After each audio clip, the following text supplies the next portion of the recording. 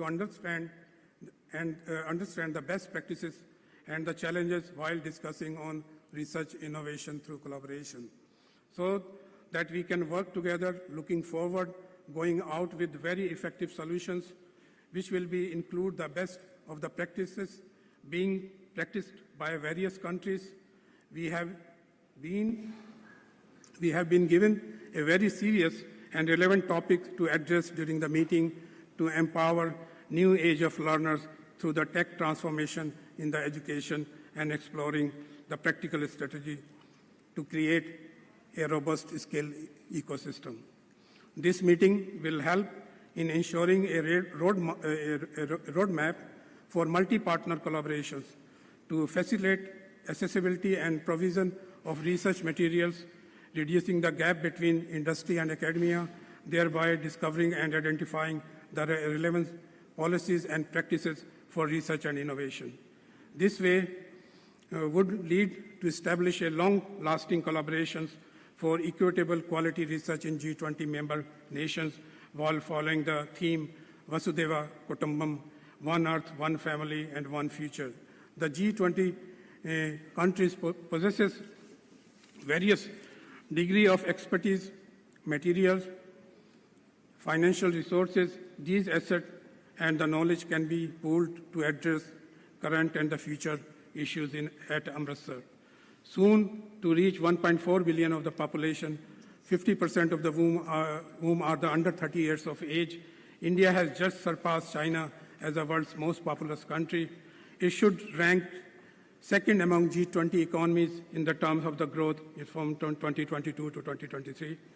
The stage at Amritsar is all set to focus on the field of the future, such as the quantum technology, advanced communication technology, and the digital transformation, with Indian research being particularly effective in mathematics and the computer science.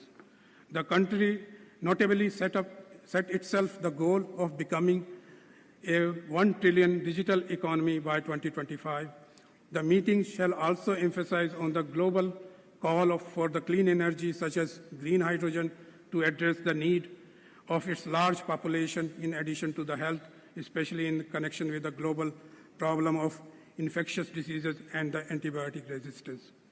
Under the Indian presidency, IIT Ropar is committed to strengthening the research and innovation through collaboration by implementing the best practices and establish multi-partner collaboration across the various G20 partners, establishing a framework to facilitate access and supply of research materials, and establishing the collaboration of joint research on the specific topic of the mutual interest.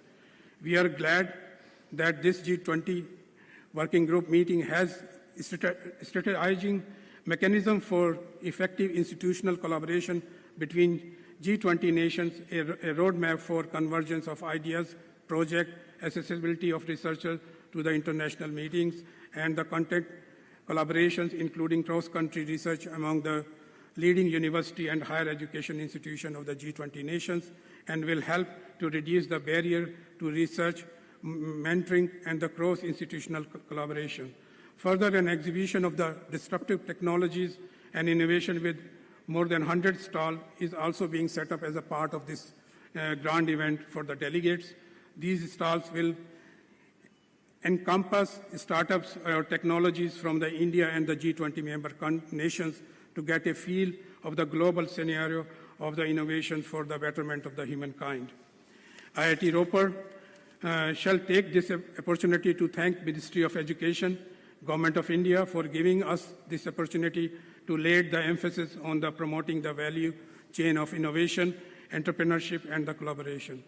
The Indian innovation system is more purpose-driven rather than process-driven, with focus on the affordability and the accessibility. As India takes on the presidency, it has the chance to build on this tradition and establish itself as a leader in the research and innovation in 21st century. And the premier institutions like IITs have the chance to bring synergy in the making Atmanirbhar Bharat. Hence, making collective efforts during this G20 meet to reduce the gap in research needs that can be narrowed down and equal for all countries in facing the global challenges. With that, I again welcome you, all of you, for this G20 meeting with the second edition working group meetings. So I hope you will enjoy your 3 days stay here, and you will enjoy one of the main. You are most welcome to the city of golden city of golden temples and land of 5 rivers. Thank you very much. Thank you, sir, for those warm welcome note. Moving on, may I now invite Professor Govindan Rangarajan, Director, IISc. He will be giving an overview of the research and innovation initiatives from G20 and invited countries based on inputs received from them. I welcome you to the podium, sir.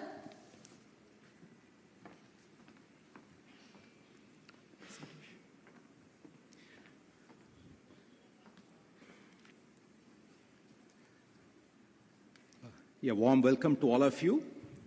So on behalf of all the higher education institutions in the country, it's a pleasure hosting you for this very important meeting. So I was asked to speak on research in emerging and disruptive technologies in Industry 4.0 and SDGs. At first glance, these topics may seem somewhat disconnected, but I'll show that there's a common research theme underlying all these topics. And I will also show why we need to collaborate among all the G20 countries for research into these areas and mechanisms for collaboration. And I'll end by summarizing the inputs received from various G20 countries on these topics. Of course, I realize that I may be preaching to the choir. Many of you are probably already convinced that research collaborations among countries is very important. But nevertheless, let me make a case once again about the importance of this.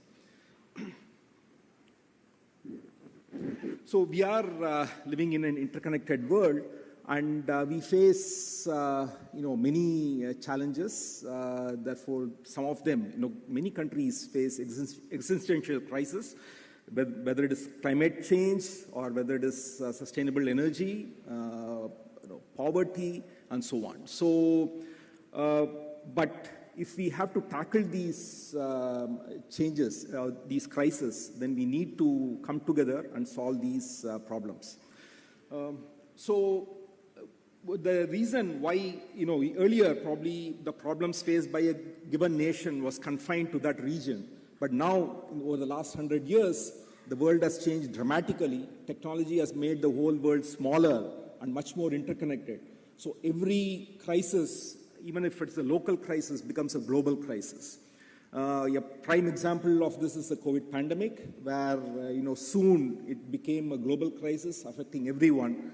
So therefore, it is very important that we get together to solve these issues. And what are some of the existential challenges facing humanity? These are well known, but I'll just repeat them here. Climate change is something which we all need to address. So changes in one part of the world affect the other parts of the world. How do we tackle these wild swings in temperature, these extreme events, droughts followed by flooding, and so on? And how do we develop a path towards sustainable energy? Because many of the countries need energy to develop, but how do you develop resources in a very sustainable way? And food and water security. And if you look at public health, again, COVID has taught us how important public health is. Now, these may look quite different. Even if you look at access to education, it may appear quite different from the other topics. But if we are to make progress in each of these topics, it's very important that we invest in disruptive technologies, in research. Without disruptive technologies and research into these disruptive technologies, we are not going to make big changes, big impacts in these areas. So that is what I would like to stress in this talk. And sustainable development goals are, culled in some sense from these crises which are facing us, and what are the common themes the whole world has to address. Even if you look at this, whether it is no poverty or zero hunger, good health, without research into underlying technologies, it's going to be difficult. Even look at access to education. For a country like India, it's very difficult to scale up to the entire population of 1.4 billion without technology. We need technology to online mechanisms of reaching out. Look at public health. Again, many countries would not have enough doctors and nurses to cater to the entire population.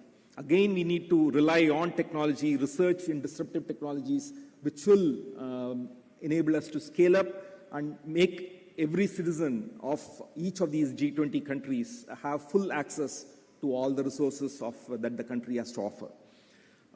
So in each of these areas, I would say that research plays a very key role, and therefore we need to concentrate on that. And these are some of the emerging and disruptive technologies that have had some impact, but we need to invest more in these areas to have further impact. IoT and cloud computing, AI and ML. Here again, it is not just investing in these areas. For example, just yesterday, the GPT-4 was released by OpenAI, which is a successor to ChatGPT. And the remarkable thing they found is that it scores at the 99th percentile in the biology Olympiad, the GPT-4, so according to the benchmark done yesterday. So you see, so therefore these changes are very rapid.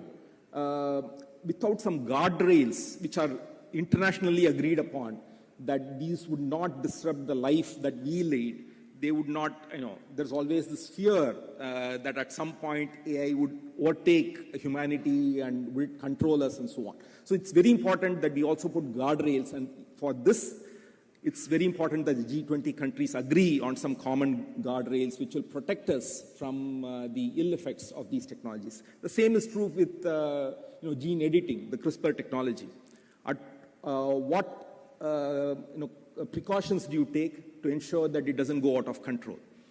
So these are also important policy matters that the G20 countries need to agree upon in order to have a very safe and sustainable path to development. Because you cannot deny these technologies. They are there. People are going to use them. But how do we use them responsibly becomes the question.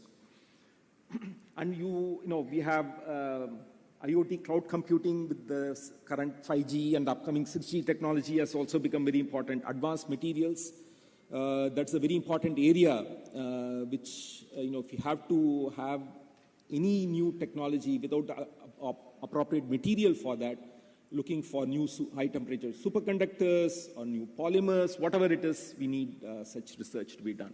And robotics has become, again, very critical. Because I'll come to Industry 4.0, where robotics plays a very important role. 3D printing. These days, you have the possibility of even 3D printing food. So would that be a better way of feeding the world population than the current technologies? We don't know. These are things that we need to explore jointly. So Industry 4.0 is the other theme of this meeting. And this is, of course, poised to revolutionize global supply chains. And we have been hearing a lot about supply chains in the recent years. And this is the whole idea is about using connected intelligence to usher in greater productivity. So make the manufacturing flexible, make it safe, and all that. So here again, you see that this revolution is powered by these disruptive technologies. So again, even for the Industry 4.0, research into these technologies becomes very critical. So you have, again, the same players and maybe some more IoT, cloud computing, 3D printing, AI and ML, cybersecurity, digital twin, augmented reality. All of these are very important, components of the Industry 4.0. So that's why I just said that all these themes have this common underlying factor of research. Why do we need collaborations in these areas? If you look at the global crisis that is, that are threatening us, like climate change or, having a path to sustainable energy and so on, we are living on borrowed time. The IPCC has made it very clear that we have a limited time window to achieve our goals before it becomes irreversible. So a single country cannot achieve these goals in a very limited time based on its own resources. So it's very critical that all the countries come together to solve these global problems and share their resources. And so we cannot afford to work in silos because all these problems are essentially interdisciplinary. One area would not be sufficient to be able to solve these problems. You need advances in multiple interconnected areas before we can make significant progress. And also sometimes we get enamored by some flashy advances in science and technology, in research, but we should also not ignore the grassroots innovations that take place in each of these countries. Maybe some of these innovations would be very useful to the entire world. It's not, for example, India is very famous for frugal innovation. Now one might think that maybe that's not relevant to some of the developed countries, but I would argue otherwise. Even citizens of developed countries, I'm sure, would very much appreciate a very cheap but effective technology. And also making it to scale, like for example, India has done with the unified payment system. So that is something which is world class and which can be taken to all other nations. So you have all these grassroots innovations which are happening in multiple countries. So they need to be recognized and exploited by all the countries so that we make more progress. Further, the scale that we are doing at is often quite modest given the scale of the crisis which is facing us. The climate change or the extinction of species that we see in multiple countries, multiple ecosystems, these are all changes which are happening very rapidly. So unless we are able to scale up our solutions, we'll not be able to tackle these issues. So therefore, it's very critical that all the G20 countries collaborate on research into these disruptive technologies, into these research into sustainable development goals and solutions to all the crises that is facing us. And there's no need to reinvent the wheel in this case. We have established mechanisms for research collaborations which need to be strengthened further. So there are many mechanisms. For example, I'll go through some of them. One, as I already mentioned, is the need for interdisciplinarity. And this should start right from the education level. And India has taken a big stride in this through our national education policy, which lays a lot of stress on interdisciplinary education, on holistic education, right from the school level. So you need people with interdisciplinary knowledge to tackle these global issues. For example, take the case of mRNA vaccine. The mRNA vaccine required the basic biology to develop the vaccine. It required nanoscience and engineering to develop the lipid coating for delivering the vaccine. And it required clinicians to develop, and take it to clinical trials and make sure it's safe and effective. So you needed the coming together of science, engineering, and medicine for this mRNA vaccine to come to fruition. This is what is typical. If the energy problem or the climate change problem is not going to be solved by just climate scientists. You need economists, you need policymakers, you need everyone and technologists, everyone to make contributions to this. So I think we need doctors with knowledge of physics and chemistry, for example, or engineers with the knowledge of biology. These are the requirements that are essential for the problems that we are all facing. Further, we also need to bring organizations together. It's not sufficient that the government alone funds research, as it has been primarily doing. So even in the US, for example, the government funding for R&D in universities is 57%. And the industry is only 18% or so. So therefore, it is very important that we bring together academia, industry, and all others, and of course, the government, obviously. So all three partners have to come together. We need to create these inter-organizational structures to make this happen. Without all these stakeholders playing a role, again, it's going to be very difficult to create solutions for this. So I think it's, probably one could think of some sort of, this is just a thought, of a G20 research fund which seeds international collaborations and which is funded jointly by both the government and the industry, since everyone has a stake in this. So these are standard things which everyone is familiar with. So you can have student exchange programs, you can have apprenticeships, internships, joint PhD programs. But it's very important that these are done jointly between different countries because this will nurture students to have a very global and holistic outlook, who will then serve as ambassadors of the host country when they go back to their native country. So this is a very critical way. These students will form the glue that binds all the G20 countries together. And that is very powerful when you have this good feeling among students who will then at some point become leaders in those respective countries. So it's very important to develop those relationships at that stage itself. And it's also very important that we share data and resources.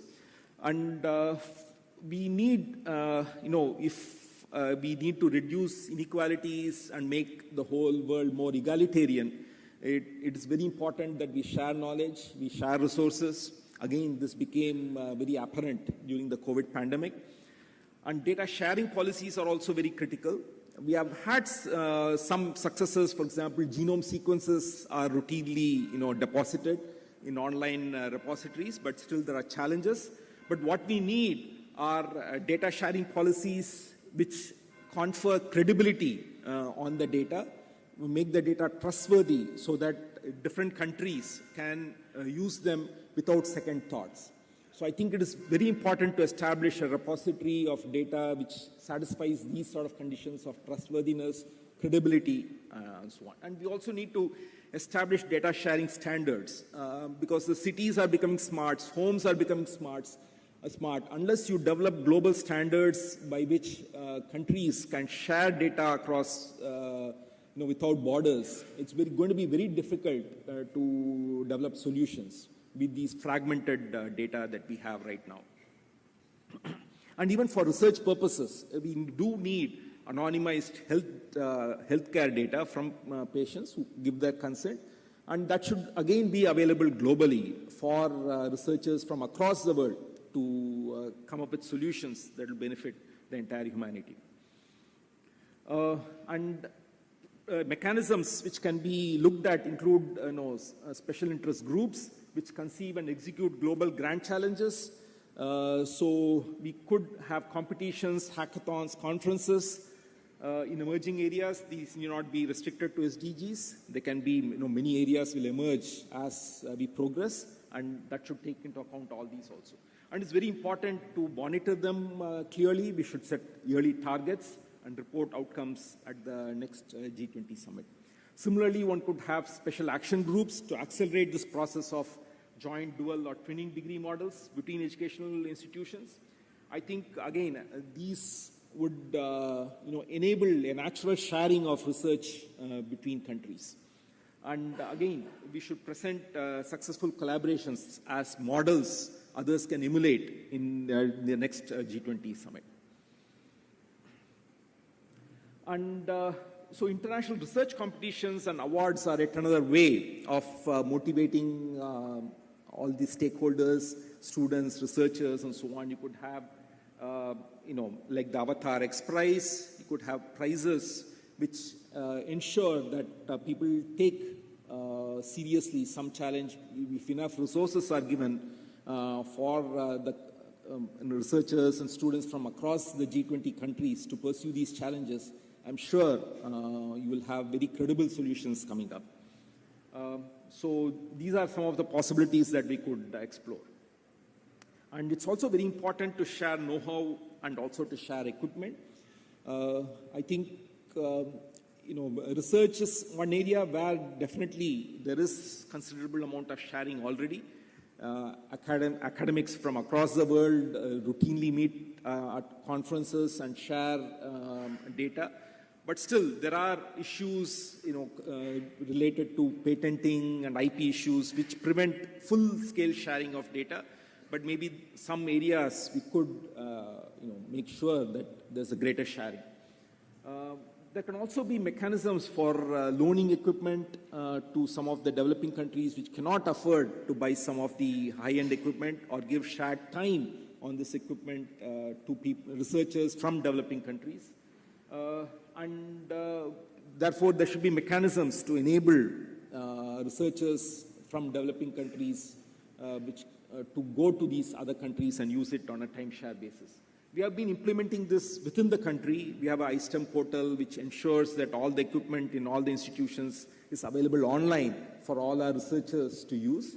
So that is something which can be scaled up globally to the G20 countries. Can we create a global portal where institutions which are willing to share equipment put these up online, and we could share these equipment. I think often quite a bit of the equipment lies unused, and given the time zone differences, when it is night in the US, it's daytime in India. So when researchers are sleeping in the night, maybe grad students will not be sleeping, but others will probably be sleeping. Then the grad students here can make use of those equipment during that time. So we can make use of the time zone differences to our advantage. And we also need to bridge. The value of death is commonly invoked in the context of innovation, in the context of startups.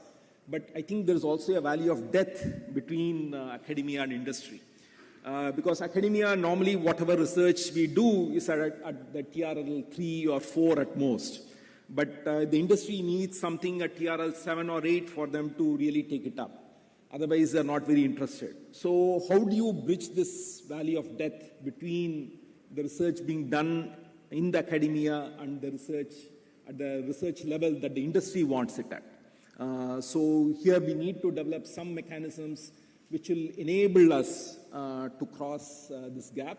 Here is where government can play a role, where they can set up grants which can enable the two parties to come together and bridge this gap. Because otherwise, frankly, the industry would not be interested.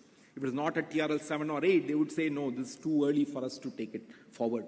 So somebody has to bridge the gap, and I think it is probably the government which would be, the correct party to bridge this gap. And another unexploited resource for research collaborations is philanthropy. My own institution was set up by philanthropy about 114 years ago by J.N. Tata. And there are many other institutions which have been set up like this. So within the borders of a country, there are a lot of philanthropic contributions that's increasing as days go by.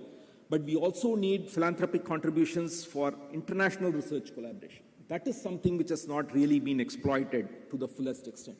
I think this is something we should impress on the philanthropists and other donors and other agencies which fund research, trusts and so on, which fund research, that this can be a very important mechanism to make progress in this area. For example, you do have examples. We have recently, some years ago, the program LEAP was launched, which puts together an international team of researchers from across the world. There's a global call. They take a decision within a month, and they fund it very substantially. So that is one example, which is the LEAP program is funded by the Wellcome Trust in the UK. So therefore, you can have such examples, but we need many more examples, and we also need, here is where the philanthropic contributions can be very much useful for this mobility, for these international competitions and so on, and also funding research. Because if you look at even diseases, rare diseases are often ignored by the industry. It's usually the philanthropists which come forward to fund research in rare diseases. So therefore, they need to play a very important role in this whole equation. And now let me briefly summarize the inputs that we have received from the G20 countries. Of course, inputs have been coming in, even I think yesterday and so on. My apologies if I have missed out some of the inputs. So these are just organized according to some themes. Maybe my classification may be inaccurate, but please bear with me. So one theme is government policies to fund research and innovation in SDG areas. So Australia has talked about their ON program, Netherlands has talked about their MTIB program, and Russia has, they have established 10 world-class research centers engaged in research and development in 6 priority areas.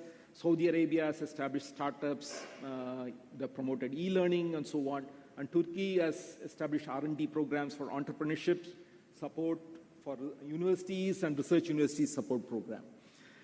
Then going further, UK has R&D program funding in low and in middle income countries, International Science Partnership Fund, university partnerships through Global Challenges Research Fund, Newton Fund, and they also have the new International Science Partnerships. Okay, that's already there. UAE, Special Invitee, they have talked about boosting R&D spending and a special focus on making UAE the most dynamic economy and creation of a knowledge economy as per the Centennial Plan. South Africa has talked about the research outputs policy and policy on evaluations of creative outputs and innovations produced by South African HEIs. Oman, another special invitee, their vision is, they have this Oman Vision 2040, the National Innovation Strategy, National Research and Development Strategy, and so on. As far as priority areas are concerned and disruptive technologies, these are the areas listed by the various countries. There are, as you can imagine, many common themes. Obviously, AI and machine learning is there almost across all countries. You also have manufacturing playing an important role, quantum technologies, which is another upcoming area, which is playing an important role, IoT, augmented reality, medical science. So cybersecurity is another common thing which many countries are concerned about. And semiconductors, given the focus, renewed focus by all countries on semiconductor manufacturing, is another focus area. And what about programs to fund research and innovation in emerging and disruptive areas? Australia has this Trailblazer Universities program, and they also have the Economic Accelerator and National Reconstruction Fund, which funds research into these disruptive technologies. Indonesia has increased funding and logistical support for R&D. Russia has dual degrees programs which make these possible, and Netherlands has its science research and science fund. UK has a comprehensive innovation strategy which enables research in these areas. Saudi Arabia has an institutional funding program and entrepreneurship university, and they have also developed these entrepreneur professor positions. UAE has been making use of big data and blockchain in education, AI research and education, and so on. Oman, another special invitee, they have looked at strategic research programs, research centers program, Oman Innovates program, and Oman Virtual Science Library. I won't go through the entire list. So they have many initiatives which will enable research and innovation in these emerging and disruptive areas. And Indonesia has been strengthening connections. This is for global synergy goals. So they have been strengthening connections which will allow greater collaboration, and they have been creating interdisciplinary and transdisciplinary research partnerships between countries, and they have also been broadening research perspective and research fields to deliver high-impact research output. Netherlands has been focusing on, industry innovation, peace, justice, strong institutions, and so on. Australia, coming to academic collaborations, so Australia has joint degree programs, joint research projects, student and faculty exchanges, and so on. Indonesia, again, has joint degree programs. As you can see, that's a very common theme across countries, joint research projects. Russia has, again, joint dual degree programs. And UK has this university partnerships through Global Challenges Research Fund, the Newton Fund, and the International Science Partnerships Fund. And Turkey has joint degree programs again and exchange programs. UAE has similar things. And South Africa, again, they have 11 universities participating in the BRICS network in cluster areas of interest, all these emerging and critical areas, and they also have a framework for internationalization of higher education. And for collaborations with foreign partners, again, Russia has collaborations with BRICS and other countries. Netherlands works with foreign partners at all levels and fosters exchanges of researchers and institutions within and outside the EU. UK has, I've already told about this R&D program, funding in low and middle income countries and so on. And South Africa has collaborations with UK and USA. How about other initiatives? UK has promotion for open science. Saudi Arabia has research and innovation partnerships and initiative to promote collaborations between universities and industries. South Africa has university capacity building program and grants. So there are multiple initiatives across the G20 countries, but it's very important to pull them all together and come up with some common initiatives which will benefit all the countries. And again, Netherlands has this open science ecosystem, and the governments bear the responsibility to safeguard necessary conditions such as academic freedom, etc.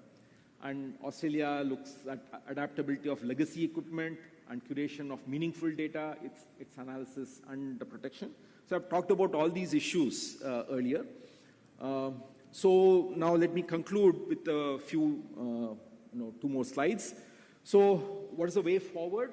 We need to advance research jointly on disruptive technologies, and this has to be done on a war footing, given that the climate change won't wait for us. We need to step up and do these quickly. We also need to strengthen and scale up collaborations between institutions, government, and industry. We need to promote philanthropy as a tool for promoting international collaborations, and use G20 as a platform to facilitate and monitor progress. So we could have annual G20 conferences on specific research themes in these disruptive areas and see what progress has been made, what are the collaborations that have worked, and use these as templates to foster many more collaborations. So let me end with some closing remarks. Even though I talked about technology bringing us all together and making us much closer and a united world, but there are also challenges. In recent times, global crises have fragmented the world, and they have raised human-made barriers in addition to the natural boundaries.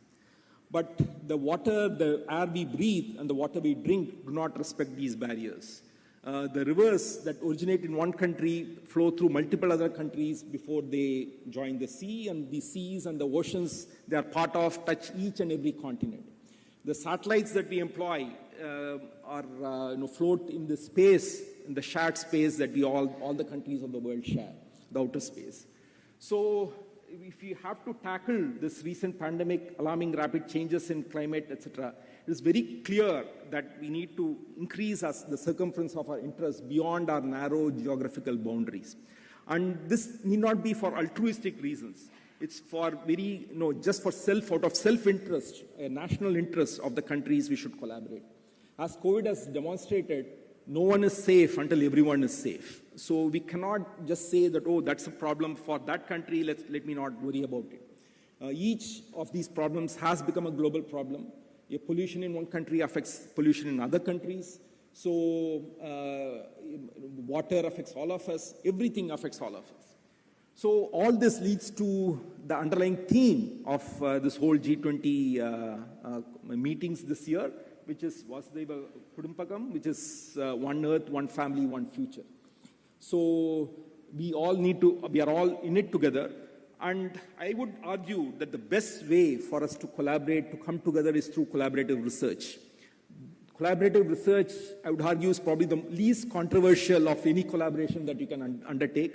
And so that is most easy to enable among countries, because academicians and others are already collaborating. And industries have multinational research centers across multiple countries.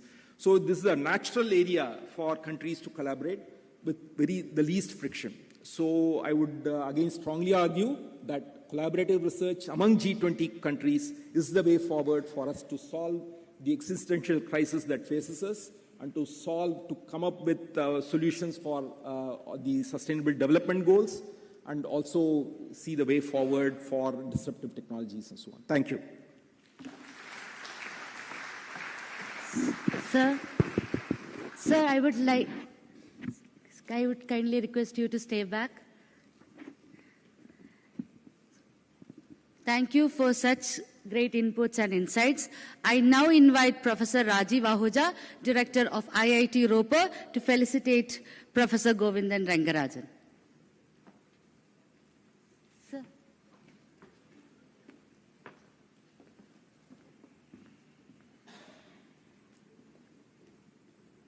Go that side.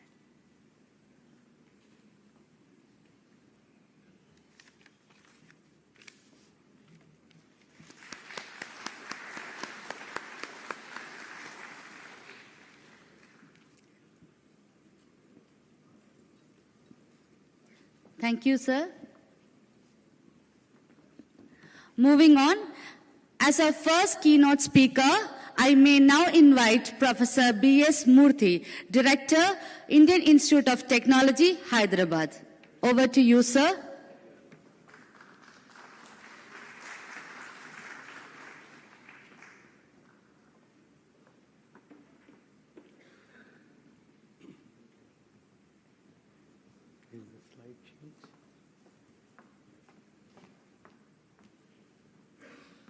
Good morning, friends. Welcome to all my friends from various countries coming together so that we can work together and collaborate together.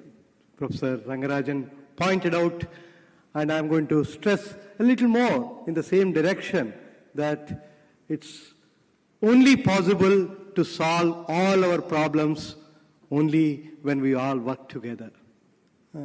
This is one thing that I am sure all of you would agree, that collaborations bring synergy which can make 1 + 1 significantly greater than 2. And that is possible through a lot of us working together. As Professor Rangarajan pointed out, that one country's problem can be a problem from many other countries also. So it's important that we start working together, and it's already happening. Quite a number of Indian institutions have been working with a number of institutions outside India and trying to look at a number of SDG goals and trying to arrive at solutions to the problems of our sustainable goals. So it's apt that in this kind of a forum we talk about the power of collaboration. In science and technology is what I have put it, but in general, even in education, it's important that there is a lot of possibilities of collaborations. Many of us are collaborating on joint programs and also exchanges, but it is also important that we strengthen this more and more and ensure that we all work together towards one single goal of making the whole world much better than what it is today. So when we talk of collaboration, basically we talk about the government, the academia and the industry, and of course international. For every country, I think all these three become very important, and they have been working together to ensure that we find solutions to our problems, and we need to extend this more and to see how we can ensure that we find solutions to our problems. A lot of work has been happening, and some of those I would like to show you as we go along. One very important, I think, path-breaking change, or I would say reforms, that have been brought out in India in recent times is the education, what is called a new education policy, which has been bringing a lot of people together and strengthening collaborations. For example, there are a number of programs that are being followed by a number of institutions in India now, where you tie up with other institutions, you tie up with industries, and so on and so forth, to come up with human resources for the future of the country. For example, I can just give you two examples from IIT Hyderabad itself. We have, by tying up with a number of hospitals in Hyderabad, we started a program, a master's program called Medical Device Innovation, where the student spends 4 months in a hospital, comes out, identifies a number of problems of patients and doctors, picks up one of them. At the end of 2-year program, the student is ready with a prototype. Similarly, with a very famous eye hospital called LV Prasad, we have a master's program called Ophthalmic Engineering, MTech in Ophthalmic Engineering, where the doctors teach the anatomy of the eye, the faculty of IIT Hyderabad teach the lasers, the optics, and the technology for eye care, so that you are creating human resources for the future eye care technologies.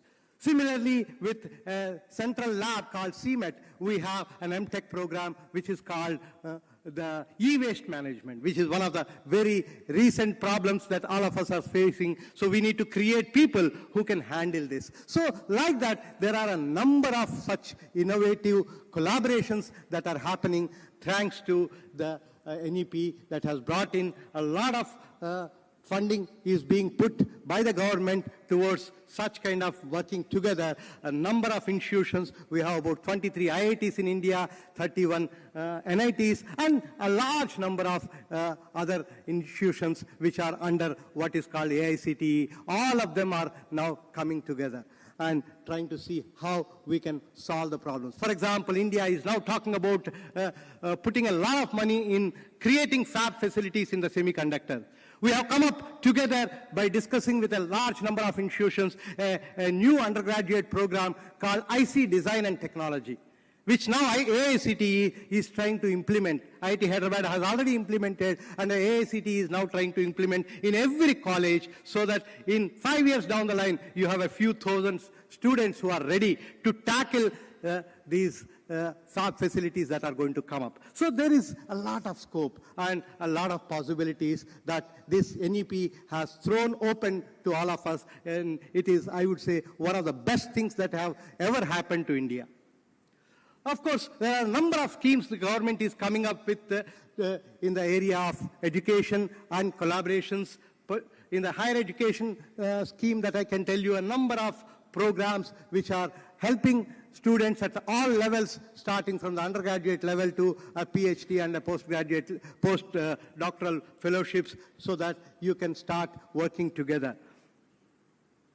One such example that I can just mention of a great success story of collaboration is the space program.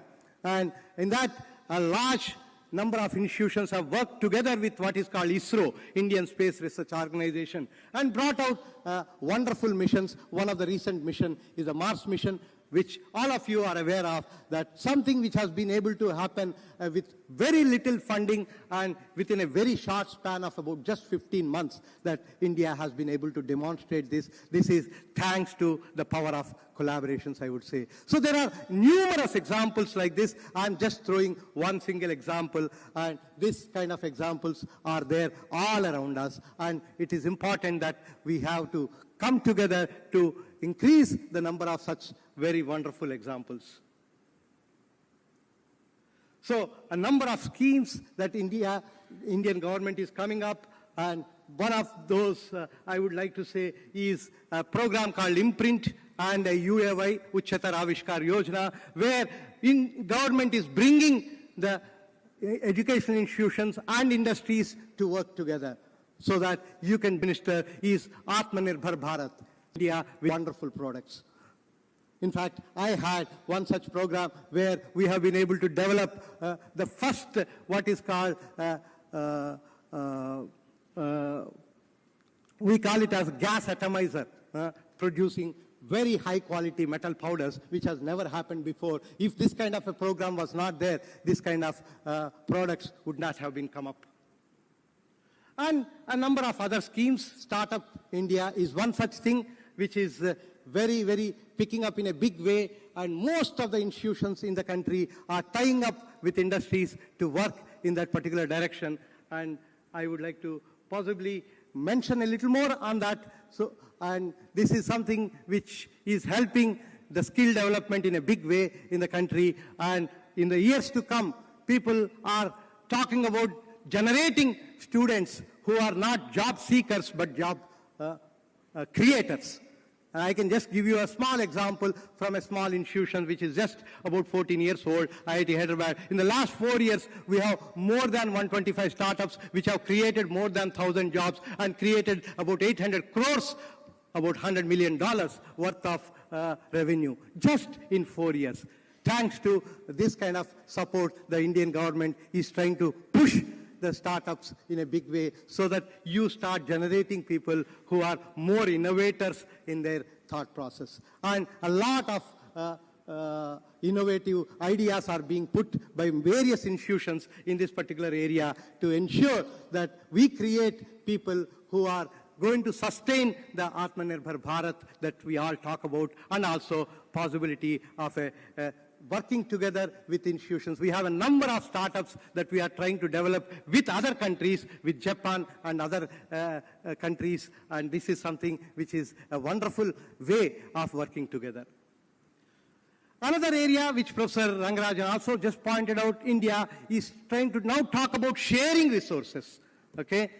There is a portal that has been generated called iSTEM by Principal Scientific Advisor of Government of India, where people who have facilities, they put it on that portal and allow everybody in the country to use it. Possibly this can be even extended to overseas and to see how we can work together and utilize the facilities together. Just to give you a small example, by last month, we have put almost 480 equipment of IIT Hyderabad on this particular portal, and which are accessible to anybody in the country.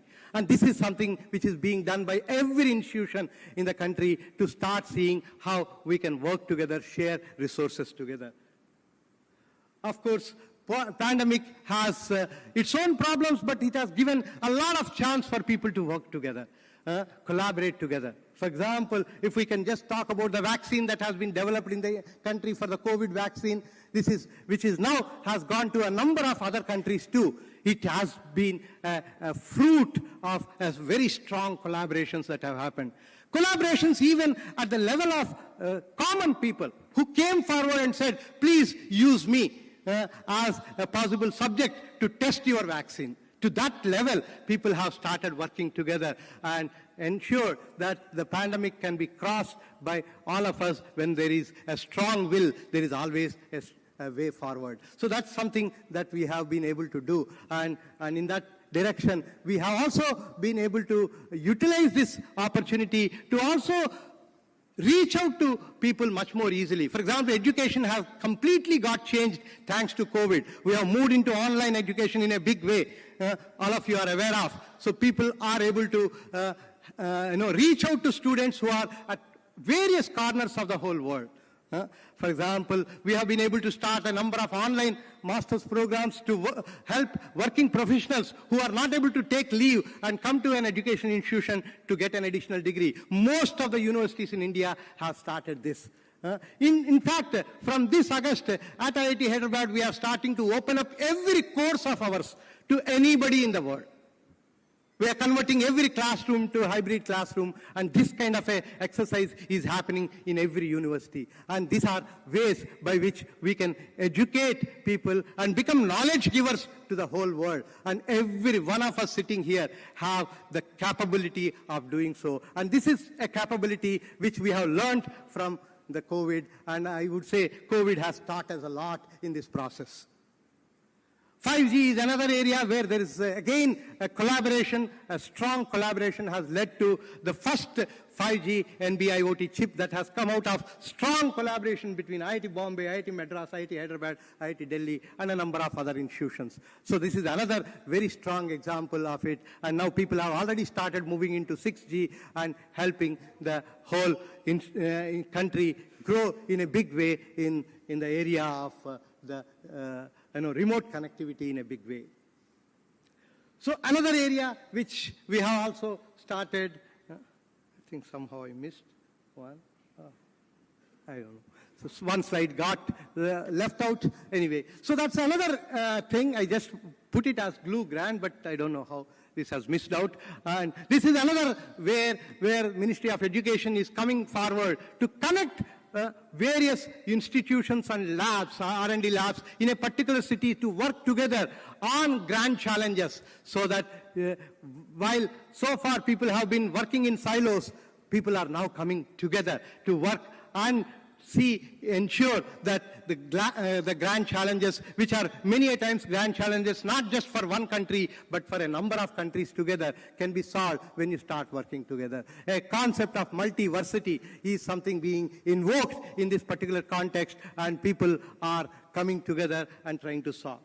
So another, very recently, for the first time, all the IITs, 23 IITs have come together to demonstrate the technologies that they have developed, to ensure that they come very close to the industry and work together to take technologies that are being developed at the TRL level 1 to 3 in an academic institution to a much greater level by the industry support. And this is again a very strong collaboration possibilities, and this has been demonstrated very recently in the month of October at IIT Delhi by all these 23 IITs coming together and demonstrating their technologies.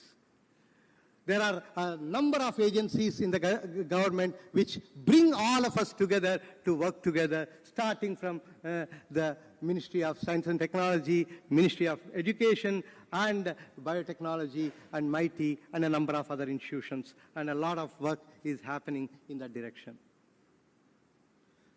The last but not the least, I would like to say, as a part of the G20, we have taken recently a very good initiative on trying to bring the students of various colleges to start thinking about the G20 and the G20 initiatives and the problems of global relevance, and start thinking about it. This is a program where almost 50,000 colleges in the country, are almost every college that is there in the country is going to be touched, and the students of those countries are going to be invited to participate in creating a document which can be used at the G20 summit, where they can talk about the possibilities of finding solutions to global problems from the students' perspective. And this is, again, a very innovative idea that Ministry of Education has come up with, and we are working on that very soon. This is going to be announced, and we are going to, next 3 months, we are going to come up with a wonderful document as a part of the G20 initiatives. I think with that, I would like to stop here to say that let's work together.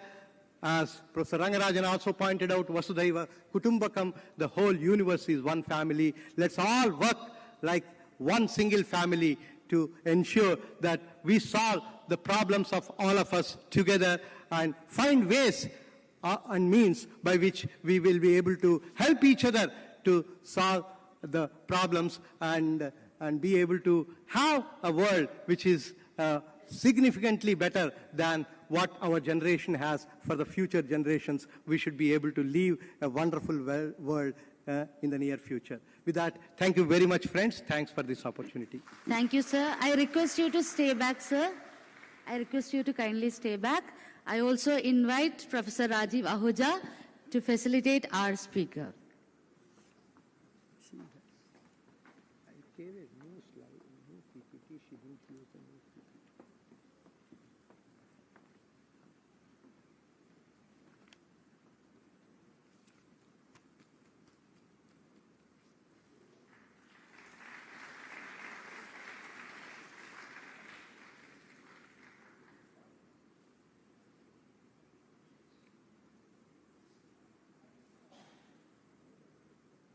Thank you, sir. For our second keynote of the day, let me invite Mr. Borhen Chauhan, Director, UNESCO, who will be talking about the SDG 17 and the importance of global cooperation in achieving the goals. Over to you, sir.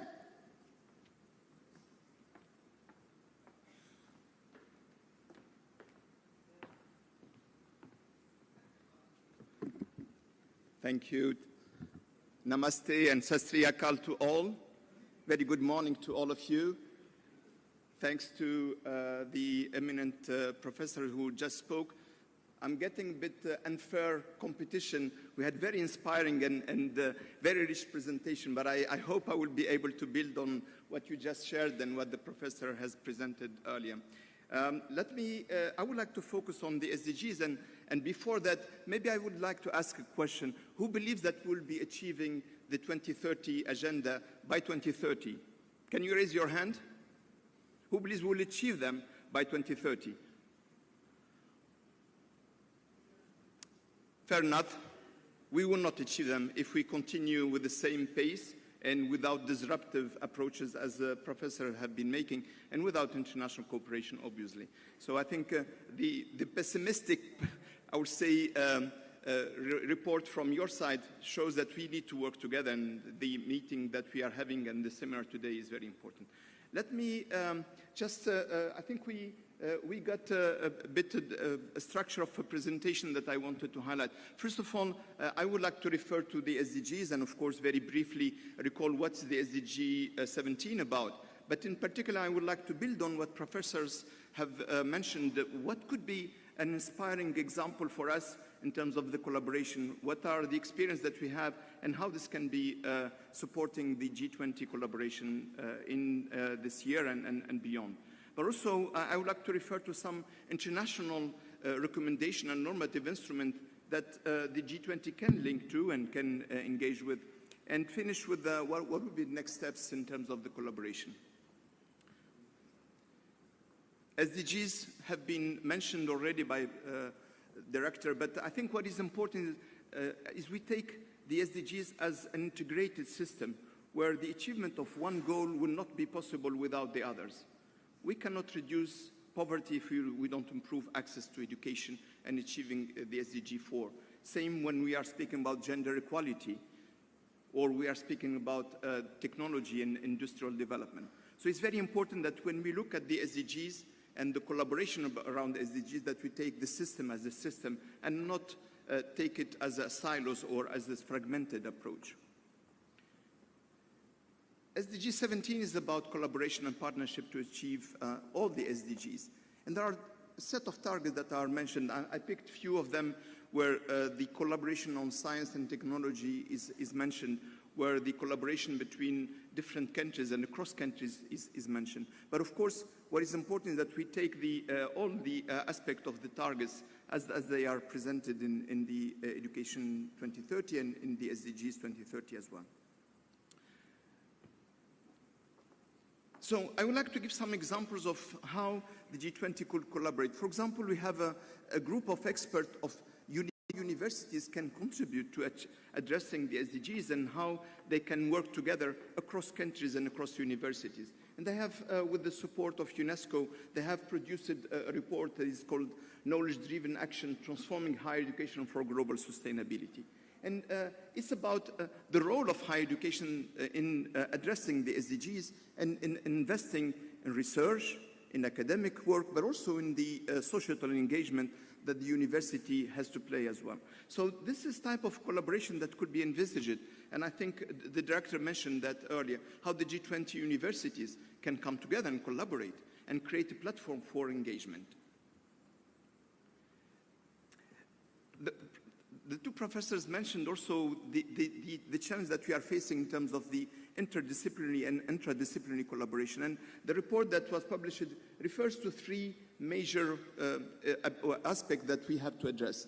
The first one is how we move towards this inter and intradisciplinary approaches. The second is how we can open institutions to the societies, to industry, to a collaboration and the way we diversify the access to knowledge. And the third is how we can ensure that society is involved in the discussion on what are the demand for research, the knowledge that is required. So these three aspects have been highlighted by this research collaboration that I mentioned earlier. We have also an instrument and a platform that can be leveraged to support G20 collaborations, the UNESCO chairs and UNITWIN. This is a group of universities that have decided to advance SDGs in different areas. And we have today more than 950 UNESCO chairs across the world. And we have, that covers more than 110 countries. This is a powerful platform for collaboration, including for the G20, that can be leveraged. But we have noted that the focus that they have on SDGs is rather unequal or uneven. There is a lot of focus on SDG 4, on SDG 11, 15, 16, but less so on the others. And the question that we have to ask is, as I mentioned earlier, the SDGs are a system. If we don't advance each of the goals, we will not be able to advance all the 2030 agenda. So this collaboration and the impact that we can have is very important, and how we can focus on the different SDGs areas rather than specific ones. We have also, and we adopted in Barcelona in May, the roadmap to reinvent higher education and beyond the limits. And part of it is how universities can collaborate and can engage at the global level. And this collaboration is, again, an aspect that the G20 and the directors have mentioned. But I would like to refer to some of these areas that are important for the work of higher education. In particular, the cooperation for excellence is how we can collaborate all together to achieve the leap that we are looking for. It's also the sustainability that we have as universities to engage in the actions for sustainable development. It's ethic and integrity. It's aspect of inclusion and equity and diversity that we are all looking for. Academic freedom that is under threat in many contexts. And last and not least is this critical thinking and creativity that we would like to advance, and that is presented as an important skill for citizens, for learners. And these are things that university can advance and the collaboration can achieve. An instrument that the G20 can leverage that is very important from my point of view, and it's about the mobility of researchers, mobility of students, exchange for advancing knowledge. We have adopted, and you have adopted, the Global Convention on Higher Education, on recognition of higher education qualification and diploma. That's what will allow mobility of students from Mexico to India, from India to Japan. So this is a way to enhance the collaboration, but also facilitate the mobility of learners, facilitate the mobility of researchers. And this instrument is at the disposal of member states. But it can create an ecosystem of exchange among universities, of collaboration for investment. The professor was mentioning earlier how we can share equipment. In some cases, the universities have more resources than in others. And this sharing, this capacity to leverage the potential is an ecosystem that we can create around the Global Convention for the recognition of higher education, qualification, and diploma. So this is a reference that we can leverage for the G20 as well. But there is also the network of the recognition of qualification, the ENIC, NAREC in Europe, the APNIC in Asia, and the AFNIC in Africa, and we will be setting a global network for the recognition of qualification as part of the Global Convention. That will be a platform for recognizing skills, qualifications across borders. But the G20 can be the driving force for this work that we are doing, and many of member states here have already ratified the convention, are part of the convention. Maybe a last instrument that could be also important for the G20 collaboration, for our international collaboration to advance and achieve SDGs, is the Open Science recommendation that was adopted in 2019. The Open Science is about access to open data, is about open research, is about open education resources, it's about sharing, it's about capacity to engage in collaboration. And this is an instrument that could be, again, leveraged to advance the G20 collaboration about the different aspects that the director and professor were referring to. So the Open Science recommendation is the driver for international collaboration and for knowledge sharing that can be used. Maybe looking at what will be next. We have the SDGs, and they are very important. The UN Secretary General convened a summit for the future, or future summit, that will look at how together we can advance our sustainable development agenda. Your reaction regarding the achievement of the 2030 agenda is an indicator that we need to change the path. We need to look at the approaches differently. And the Secretary General has convened the summit to look at different aspects. Among them is how we will collaborate and the global digital cooperation, for example. The digital cooperation would be an important area that we have to look at. There are other aspects that are important, is how we can internationally respond to complex shocks, be it climate change, be it disasters risks, be it other shocks that we know and that we are facing as humanity. So the Future Summit is a way for us to think how we can advance the SDGs and how we can look at the international cooperation with a new eye, with a new perspective. But it's very important that the G20 and the Indian presidency has put together an attention to the research and innovation, and part of it is the research on digital transformation, the research on innovation and green and just transition. But what is important is what is in the center as well, is women empowerment. We cannot achieve anything if we're not empowering women, if we are not about gender equality. The speakers, the keynote speakers are not a good example of that, but the panel, I hope, will be a good example of gender balance and of the collaboration. But it's very important that we take into account those three dimensions, is how we are investing in digital transition, how we're investing in green transition, but how we are also ensuring equal engagement of the citizens. And this is part, and thanks to the G20, the Indian presidency, to highlighting those aspects and highlighting how we can collaborate. But the transitions are impeded by two factors that I wanted to finish with. First of all, the digital transition is impeded by access to broadband. We still have half of the population, of the world population, not accessing to broadband. During the COVID crisis, we had half of the students who had no access to online learning, no access to devices. We cannot advance the technology and the transition without advancing access and without equitable access to the digital technology. For the green, the situation is even worse. When we looked at the curricula and how much greening dimension, how much sustainable development dimension are included in the curricula, we have very few countries who have included this dimension in the curricula. And teachers are not ready to take up those skills and to teach those skills. So how we will ensure the transition if the learners, if the teachers, if the schools are not ready to engage in it and are not investing in this direction? But that's what the research and innovation can drive us. That's what the research in industrial development, that's what also the research in education should look at. How the education system are transiting toward digital technology, toward greening education and greening technology and greening economies. This is something that I hope we will address in our discussion. Well, thank you very much. I hope this complements what professors have presented and your discussion in the coming days. Thank you very much.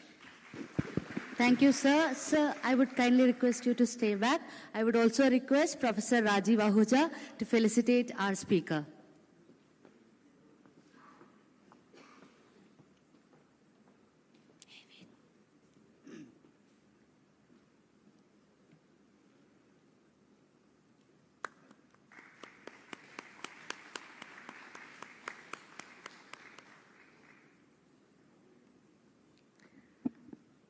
Thank you, sir. Thank you, sir. We will now be taking a short tea break of 15 minutes. So kindly be back and also kindly be seated. I would first request all the delegates from row number 1 to 6 to move, and I would also request all the liaison officers to assist your delegates. I repeat, only the delegates from row number 1 to 6 would move now.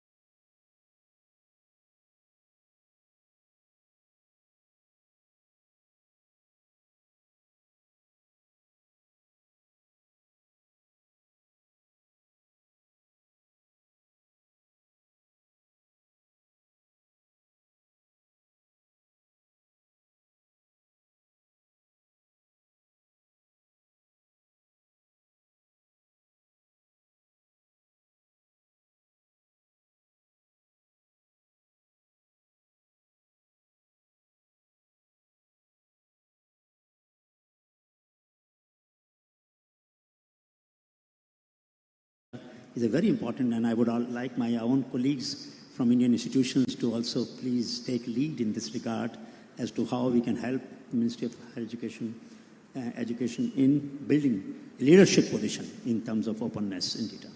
I will now request Nicholas Viretti, please.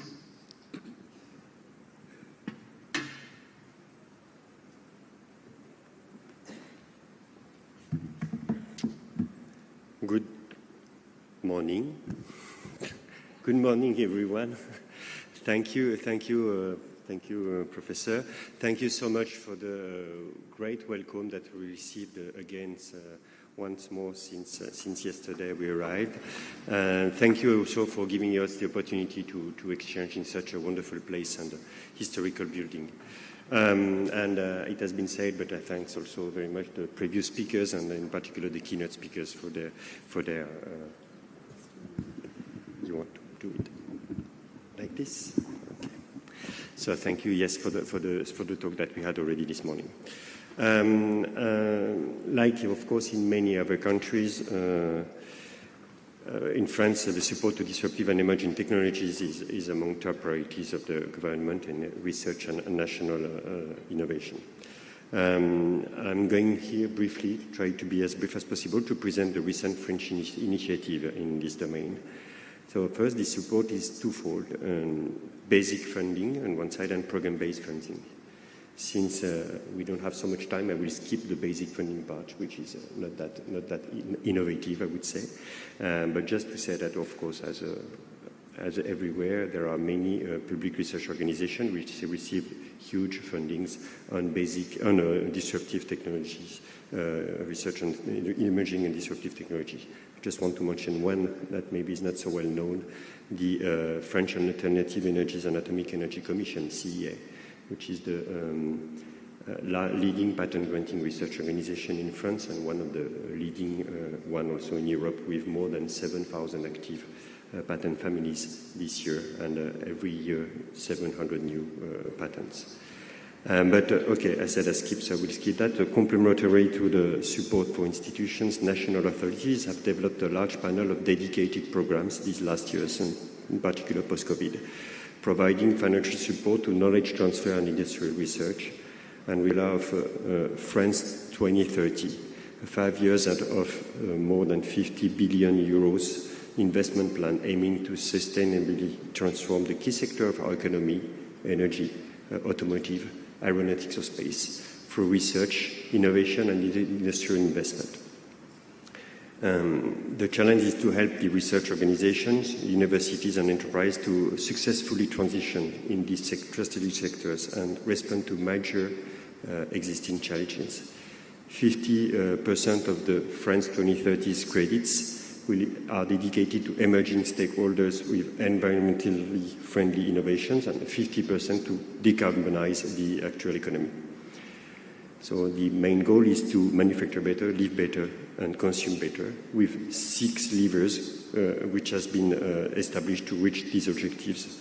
These levers being raw materials, components, digital technology, talent and innovation funding, development of higher education, research and innovation ecosystems. France 2030 supports a number of schemes focusing on public-private partnership for innovation. It has been said this morning, I think, by Professor Rangarajan. This kind of research has to be inter-organizational.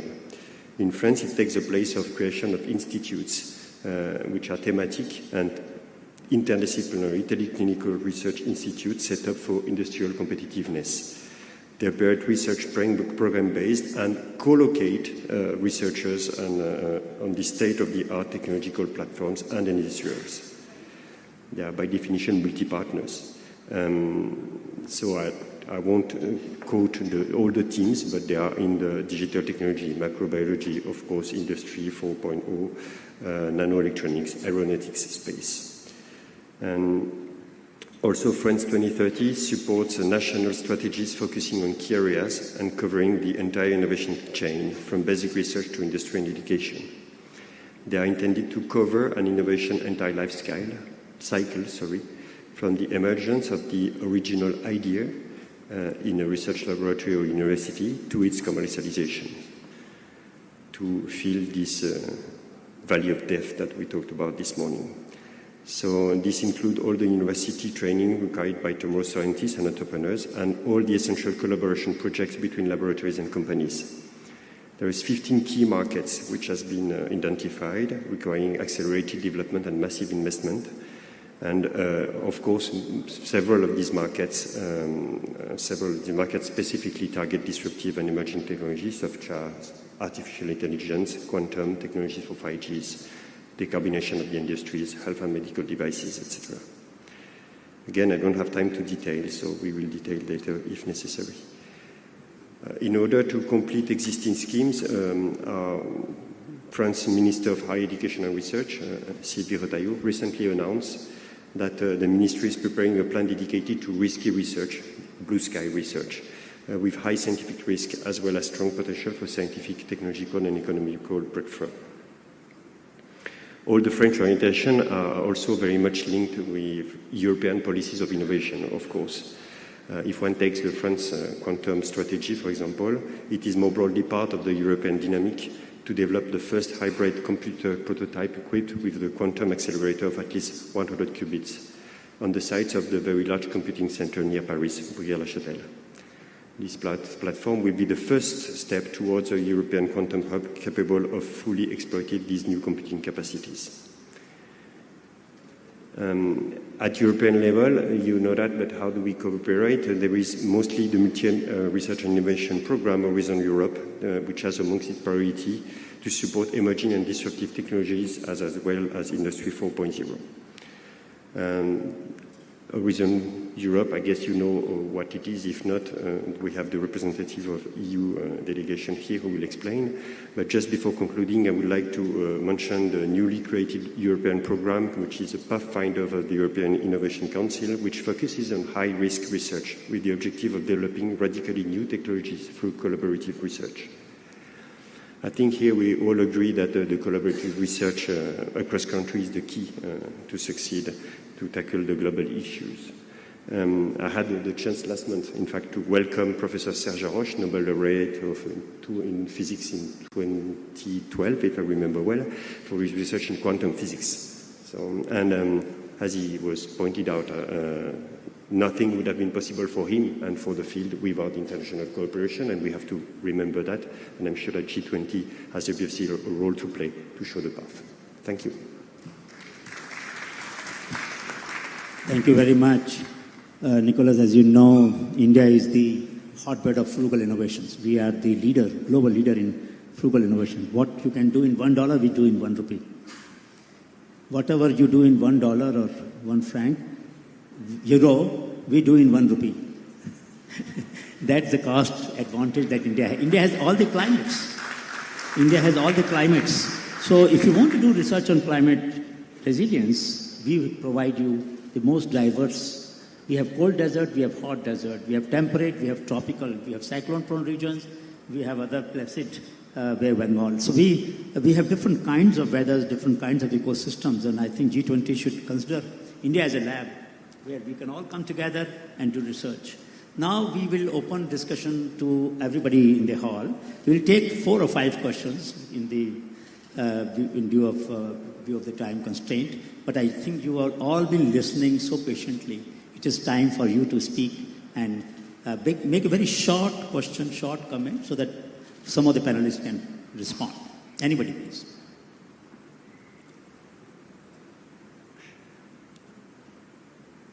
Anybody wants to raise a question or a comment on anything that panelists have said about how disruption will be organized, steered, managed? Yes, please. Can you take the mic, please? Sir.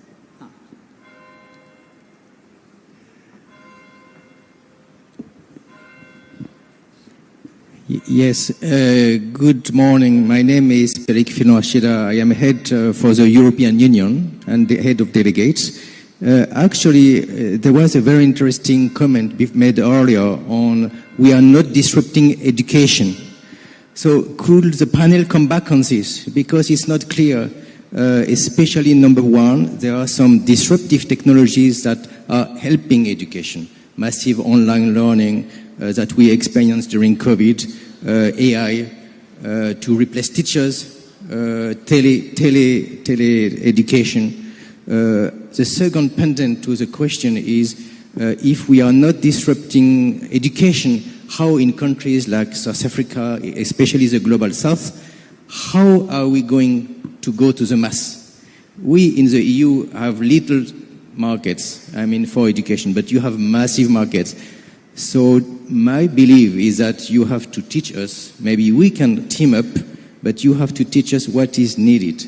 So I have two questions, I repeat. Number one, can we go without disrupting education? And number two, what do you need in the Global South? Very good question. Anybody would like to take the first shot at this? Alison, you? The question was, for disruptive technologies, we need to disrupt education system. And if, in that case, what are your proposals? What kind of disruption are you looking forward to? Disruption in pedagogy or teaching or content or education system policy you are looking forward to? Is this on? Okay. So that is a very curly question. And I think disruptive technologies obviously are evolving all the time. And I think we've seen ChatGPT come out most recently, and there's a debate going on in Australia about whether schools and institutions adopt that and use that to their advantage or whether they ban it. So I guess personally, I still have young children, so I am looking forward to seeing how they handle the disruptive technologies that are coming. And I think with ChatGPT, for example, it is an opportunity, but it has to be managed carefully. Very right, because it can give you false leads. It can mislead you sometimes. And our children sometimes believe that something coming out from AI tool must be right. So their faith in their teacher may go down and their faith in these tools may go up, and that may cause a lot of harm to our thinking process. Anybody else would like to react? Anybody else from the audience? Please go ahead. Kindly introduce your name. Yes. It's on. Okay. Good morning, everyone. This is Dr. Maya Mahajan from Amrita University, Coimbatore campus. I would like to share some experience that we are conducting a community development program in different kinds of forests for tribals. We are trying to train them to develop furniture using lantana weed. But what I understood that this kind of what all innovative projects we are doing, they are in pockets, like we are not able to scale up. So how can we bring global network into this? How can we scale up this? This is my first question. Second question, when we are talking about technologies, many times technology itself has created lots of disturbance in environment. So we need to be very careful about what technologies we are talking about, because when we use one technology, we have to find out other technology to solve the problem which we have created because of first technology. Third thing, I would like to share my experience with tribal communities. When I was trying to teach them that produce more, earn more, in the process I learned that yes, we want to produce, we want to learn new, innovative technologies. They were ready to learn how to make furniture out of lantana. We could do that, but at the same time they told me that don't teach us running behind money or marketing. We would like to live a peaceful life in forest. We don't want to be so greedy. So I could learn something from them, that how to live sustainable life. What is meaning of sustainable life, I could learn from them. So I thought I should share these 3 experiences to this forum. Thank you. Thank you. That's a really interesting example of kind of grassroots innovation. And I just wanted to share a thought I had around the G20 forum in particular, in the sense that G20 provides a huge opportunity, obviously, to bring this group of countries and additional ones together to talk about how to boost this type of innovation, but it also comes with challenges in that we don't come with a huge amount of funding, and it's very difficult to kind of set up programs and things like this. But what it can do, and I think one thing that is something for the entire group to take forward, is how to map out and how to set up structures so that funding is easier to access. There is a huge amount of global funding available for innovation, but there are so many processes to go through and ways of collaborating that are not clear to many who are on the ground looking to find funding. So I think there potentially is a role for the G20 group in research and innovation, whether it fits under the education or whether it fits under another track, but to really support and start mapping out access to funding in areas like the Global South, but globally really, to support examples like this. So that's just one point I wanted to share. Thank you so much. We'll have to wind up. We have saved 15 minutes, so we are doing fine. NPTEL, for example, is a wonderful initiative of Indian higher education institutions where they have made large number of courses taught by the top institutions, IIT, ISC, open source. So I think this could be a good initiative where disruptive technologies can use translation language skills to convert content from different countries of good quality courses and make it available to G20 members. So that I would say is one area where disruption can take place. We will have to now. Yes. Thank you all for this wonderful panel discussion. Now I would request Professor Rajiv Ahuja to felicitate all the panelists. Sir, can you come one by one? First, we would invite Professor Anil Gupta.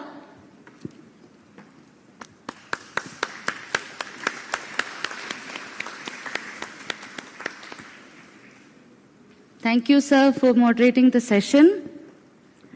Next, Ms. Alison Dell.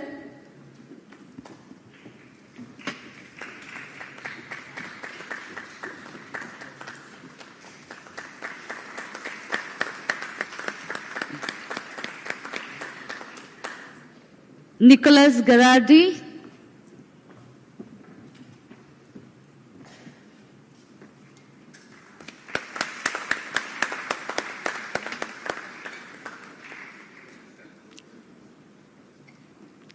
Professor Raghuraman. Sir, please.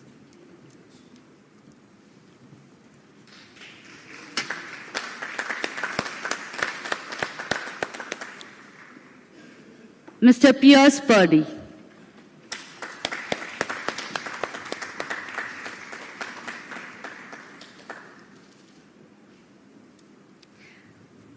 Thank you all. Now I request all the panelists to take their respective seats in the audience.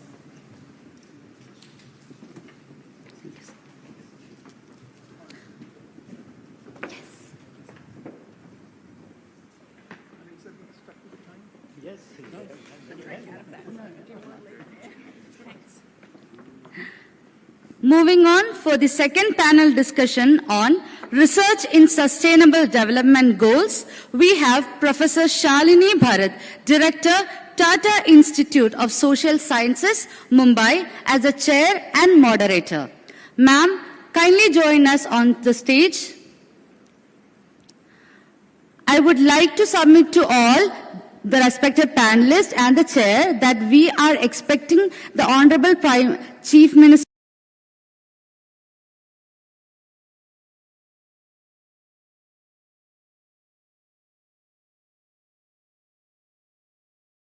Yung, representing People's Republic of China. We welcome you, sir. Representing Oman, Dr. Badr Ali Al-Hinai.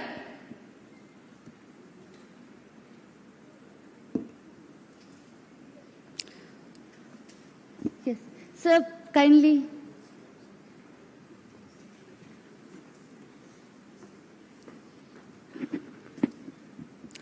Representing South Africa, Mr. Alfred Makhato. Representing United Arab Emirates, Dr. Hind Al-Tair. And representing UNICEF, Mr. Nicholas Rugg. I invite all of you to join us on the stage. I would also request the chair to keep the session to a 20 minutes discussion.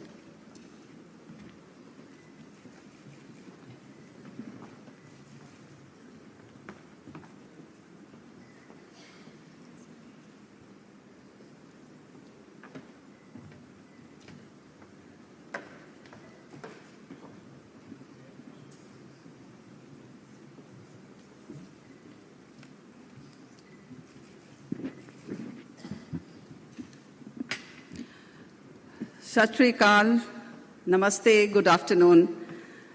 It's such a privilege and honor to be in the Golden City, Amritsar, and in this historic college, the Khalsa College.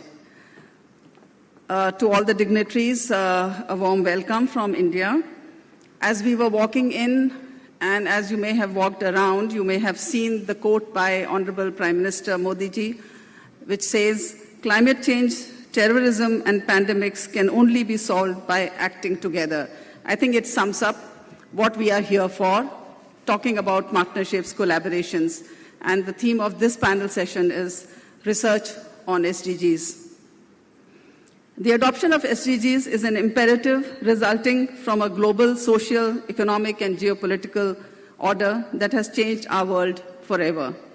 It's clear that existing knowledge base is not enough to find solutions to the new set of challenges that require inter- and multidisciplinary knowledge across all sciences, including social sciences and humanities, of which we have heard very little this far, supported and enabled by technology, digital platforms, and so on. In addition, we need to bring ethics, moral commitment, and community into the knowledge and action discourse if we wish to create a more sustainable and equitable society to ensure that the voices of the most vulnerable are heard, and we realize the goal of leaving no one behind as the underlying philosophy of the SDGs. The academic profession and higher education institutions are key to knowledge production, its dissemination, and the transfer of that knowledge into action, and from action back into knowledge and still more knowledge production. And this cyclical continuity ensures academic vibrancy. But knowledge production requires industry support. Can you have the next slide, please? Knowledge production requires industry support through fundraising, while knowledge implementation requires state support through policy. Who's making the slide? Okay.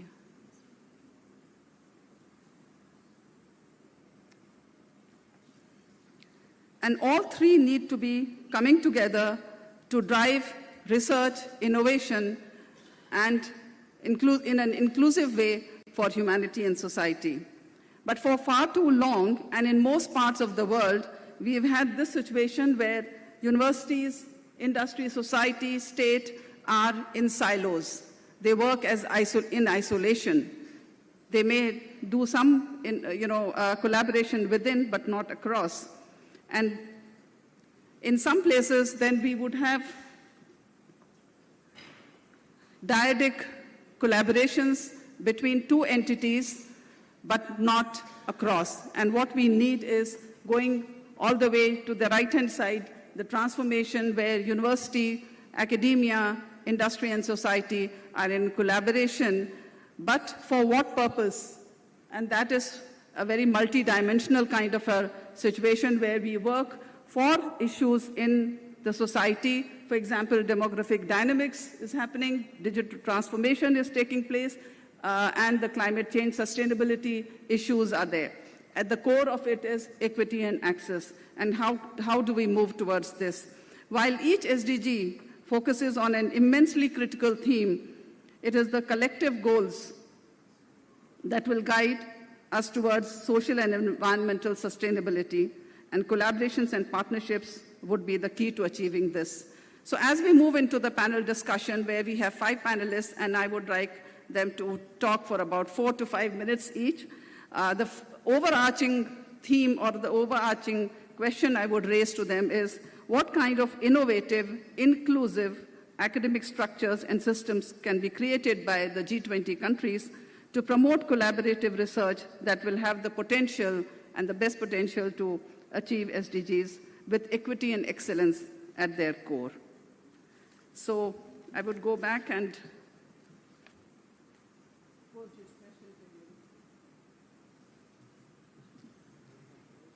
first speaker is Dr. Badr Ali Al-Hinai from Oman, General Director of Scientific Research. Please take 4 to 5 minutes. Thank you.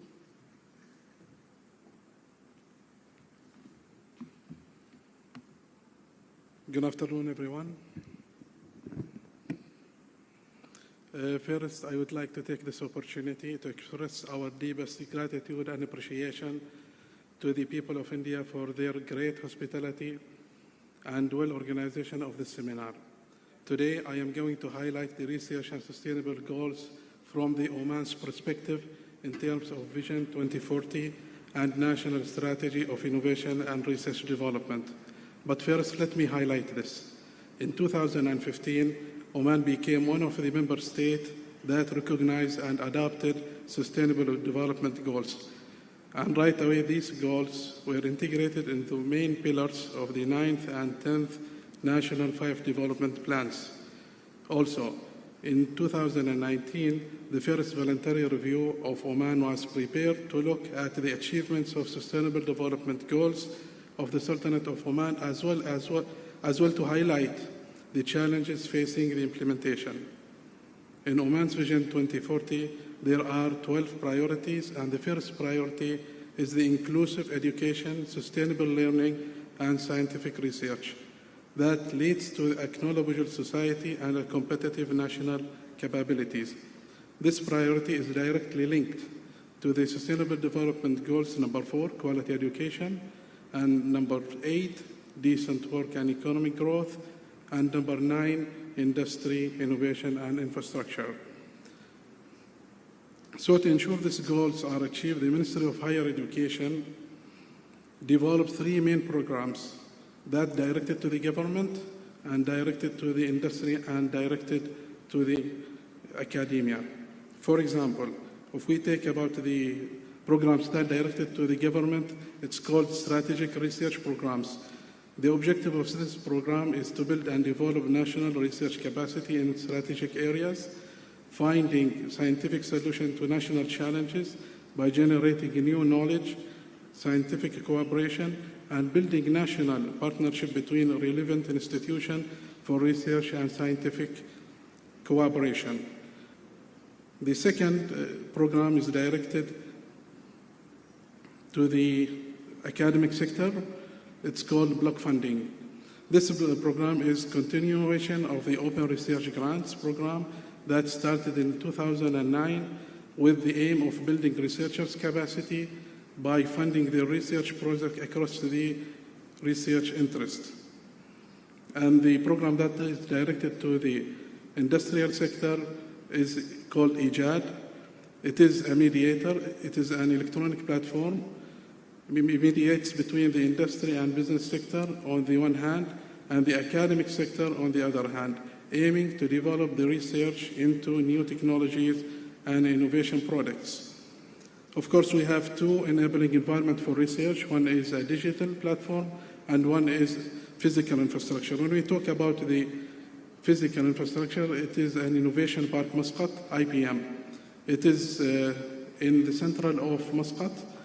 It facilitates the provide a number of services with an integrated system, stimulate environment for research and the development of ideas, and fundamental pillar for the transformation towards an innovation-based knowledge economy. It has 4 main pillars: health, water, environment, energy, and food, and biodiversity. This science park is about 500,000 square meters, and the first phase is completed already, and it contains innovation center, manufacturing and prototyping center, social center. And everyone is welcome to visit the place. And it has some features that to attract international universities and companies, because it's the exemption 15 years of tax, and that can be extended to another 25. The land is 2 Riyal per square meter, and I can get to all these details later if interested.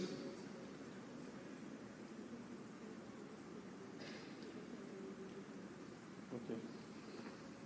Thank you.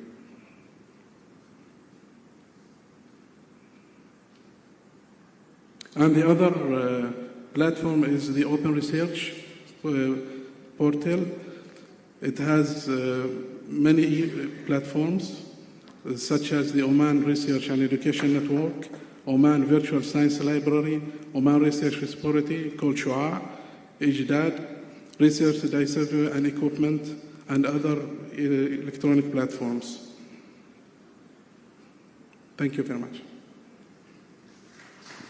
Thank you, Dr. Hinai, for sharing some of the strategic research programs and processes in your country. I'd like to now invite Mr. Nicholas Ruge, head of the UNICEF delegation. Over to you. Can you hear me? Sure. So I think my presentation will echo a little bit what my colleague Boren from UNESCO said, and I think also it will give an insight to the question of the head of the EU delegation about how to be disruptive in education. So let me first present what is the position of UNICEF in research and evidence generation. So in 2019, UNICEF adopted a new global education strategy, and with three intended strategic shifts, namely system strengthening, innovation, and data production, dissemination, and use. In addition to which, partnership remains a very, very, very important component of implementation and research. So the idea is that we are in the development world the most decentralized organization with 1,000 education staff present in 150 countries, 7 regional offices, and 5 HQ locations. So there is a need to really leverage this field presence in order to strengthen the power of evidence and the use of evidence in order to strengthen education sector planning processes and a better programming process. So basically all HQ colleagues, country office colleagues, regional office colleagues should be engaged in that, and at HQ level there is at least 3 teams working collaboratively on education, research, and evidence generation. So this was adopted in 2019, and then came COVID. So we could have thought it will stop, it will be a standby. But I think it was just an incubator, because a lot of focus of HQ work was reoriented on evidence generation. So during the year 2020, 2021, and 2022, we did a lot of publication jointly with some colleagues of UNESCO, World Bank, and other agencies. But it was really, really amazing the level of knowledge product we were able to produce, up to major academic publication, including one special issue on education response to COVID-19, published with the International Journal for Educational Development, which was a hit according to the IJED editors, because it was downloaded at least 50 times per day during 1 year. So hence the necessity to co-brand, co-create, and not being UNICEF only, but also really partners with other institutions, including academic institutions and research journals. So our focus today is what? First, I would say the focus of UNICEF is twofold. There is the global level agenda on the SDG 4, so all the follow-up of the SDG agenda, Transforming Education Summit, moving toward the SDG Summit in September, moving toward the Summit of the Future in September 2024. And all this in relation to what we call the RAPID framework. RAPID framework is, how do we transform, education? How do we move from education recovery to education transformation? So RAPID stands R for reach and retain, A for assess learning level, P for promoting FLN, functional literacy and numeracy. I is increased catch-up learning, and D is developed all what is surrounding the learning process, meaning mental health and psychosocial support, child protection initiative, and other services that can be provided through the school platform. Second thing, we believe that the research should be operational. The research should be really serving education sector planning processes to be more evidence-based programming. So we have several initiatives like the Data Must Speak initiative. So how do we better use the data collected at central level in order to better influence the decision-making process down to the school level? I would talk about education sector analysis process with a focus on resilient education system or inclusive education with children with disability, innovation, learning passport, which is an amazing platform, distance learning platform that offers different situations according to different solutions according to different contexts. So the idea is really to use the evidence to better inform programming in those areas of work. And The next point is the importance of the strengthened collaboration in that regard. We have a the global head of education in UNICEF strongly believes in co-branding. So meaning that there is ideas of co-creation, not moving alone as a UNICEF, but working with UN agencies, development partners, and also academic institutions and research centers. So, and this evidence generation component should be really embedded from the project design and not be, ex post the project implementation, because it works better if it is, planned at the beginning of the project implementation. So few initiatives. I would talk about the FLN Hub, which is an initiative trying to promote, a solution for improving functional literacy and numeracy, which is a collaboration between UNICEF, Pratham, Delivery Associate, JPAL, and there is a strong evidence section which builds on the strong evidence and knowledge product by JPAL, as well as all the evidence generated through the B Square, World Bank, UNICEF investment on the smart buys. EdTech Hub, how to be disruptive in education. So it's global research partnership to empower people with the evidence needed in order to take decisions about, what kind of technologies to include in education program. GIGA as well. GIGA is school mapping for connectivities. It includes as well a research component.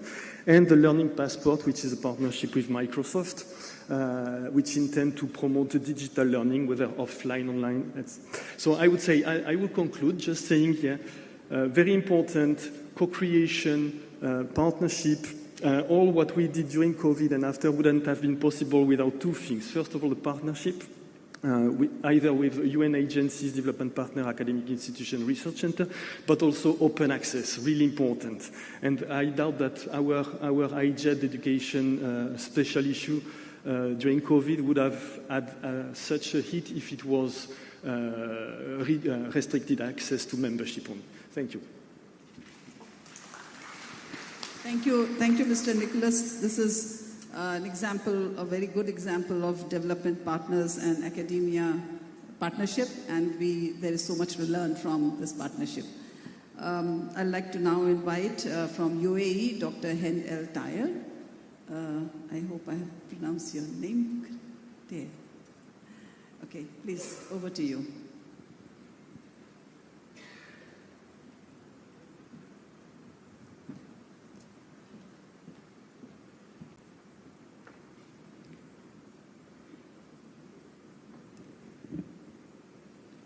Assalamu alaikum. Good afternoon, esteemed guests.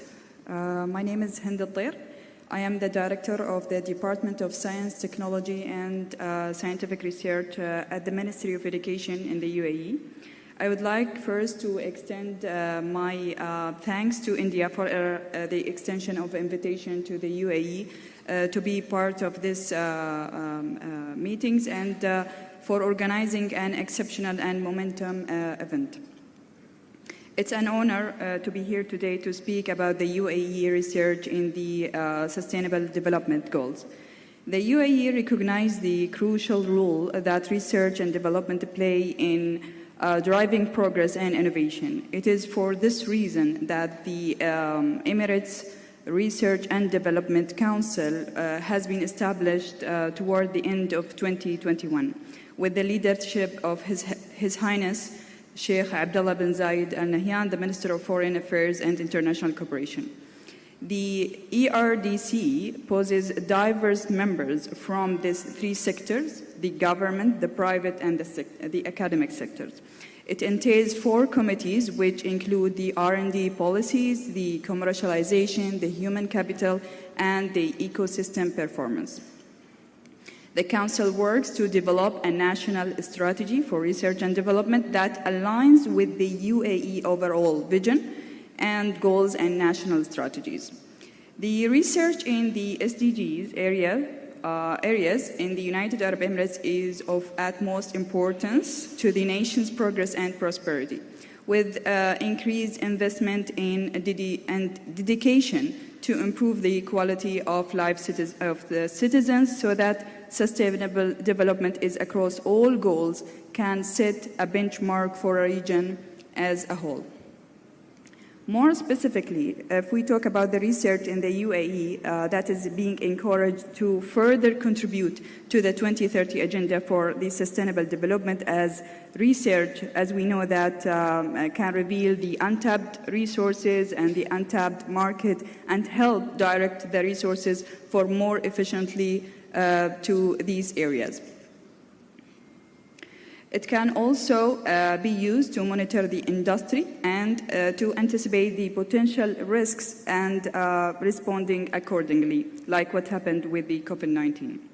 The national committees on SDG ensures the support and engagement of all stakeholders from the different entities and toward the collaboration between the research institutions and the government departments are established. They are establishing a framework and roadmaps for furthering the SDG research in the UAE. If we want to have a closer look into the scholarly output of UAE and the 17th SDG goals separately and comparing it with the average of the scholarly output of the world, as per 2022, UAE shows obvious scholarly output in 7 main goals, like doubling the amount of the average of the research in the world. And those are the SDG 4, 6, 7, 8, 9, and 12 and 13. If we look on the other side at the impact of the research, there is a significant impact as per the field-weighted citation impact in the SDG 16, 2, 3, and 5. With these numbers, I'm concluding my talk. I don't want to talk more time. And once again, I'm very grateful for this opportunity and great appreciation for India for this kind of invitation and hosting this wonderful event. Thank you very much. Thank you so much for keeping to time and for really taking a very analytical view of all this 17 SDGs so that we are probably not keeping everything in focus all at the same time. Thank you so much. We now move to China. Mr. Deong Yuan, over to you. Okay.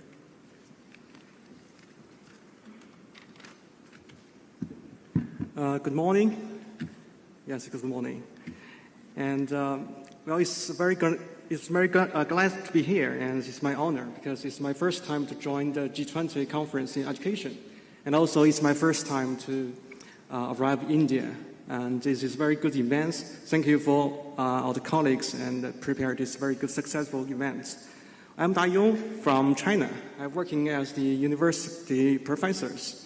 When I got this invitation, I'm thinking what kind of topic I should contribute. Finally, I got this topic. What can universities do for the future of G20 education collaborations? And here, my presentation will include 3 parts. The first is my ideas, and the second is the policy, the third is the suggestions. I will go follows. First, the ideas. Well, the sustainable development for universities is important, and also is kind of the driving forces for the progress of human society. And it's kind of, university is the spiritual home. All the ideas coming here. And our moderator, or the chair today is from the social science director. It's very good, not only technology, because education needs to face-to-face, needs to feel each other. And for thousands of years, university continue to solve all kinds of problems, not only technology, but also human society. Universities have become, it's kind of indispensable driving forces for the progress of human society, and we should make clear what's the meaning of the sustainable development in this context. For the UNESCO, we have 17 SDGs, and well, university can contribute a lot.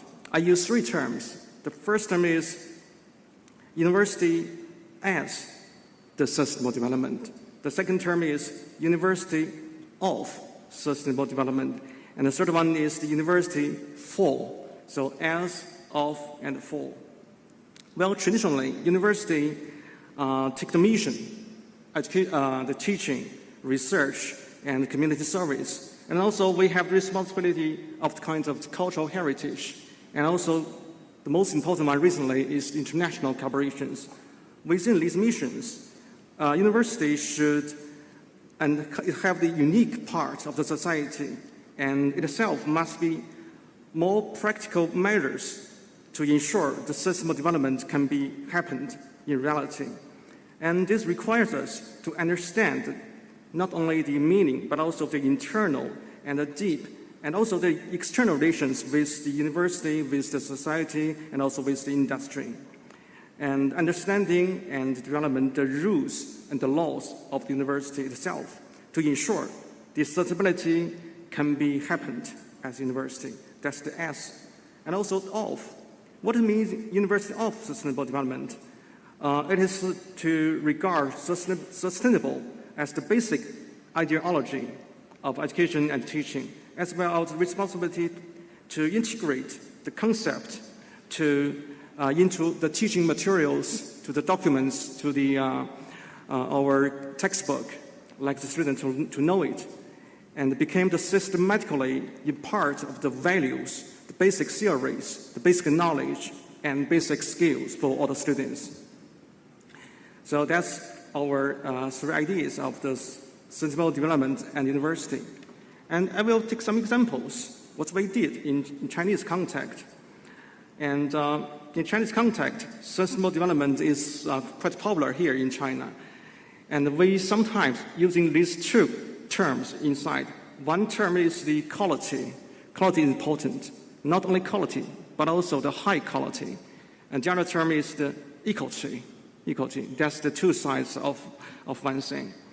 And well, I will take some example. We built just the previous session, we mentioned a lot about technology. We built a technology platform system.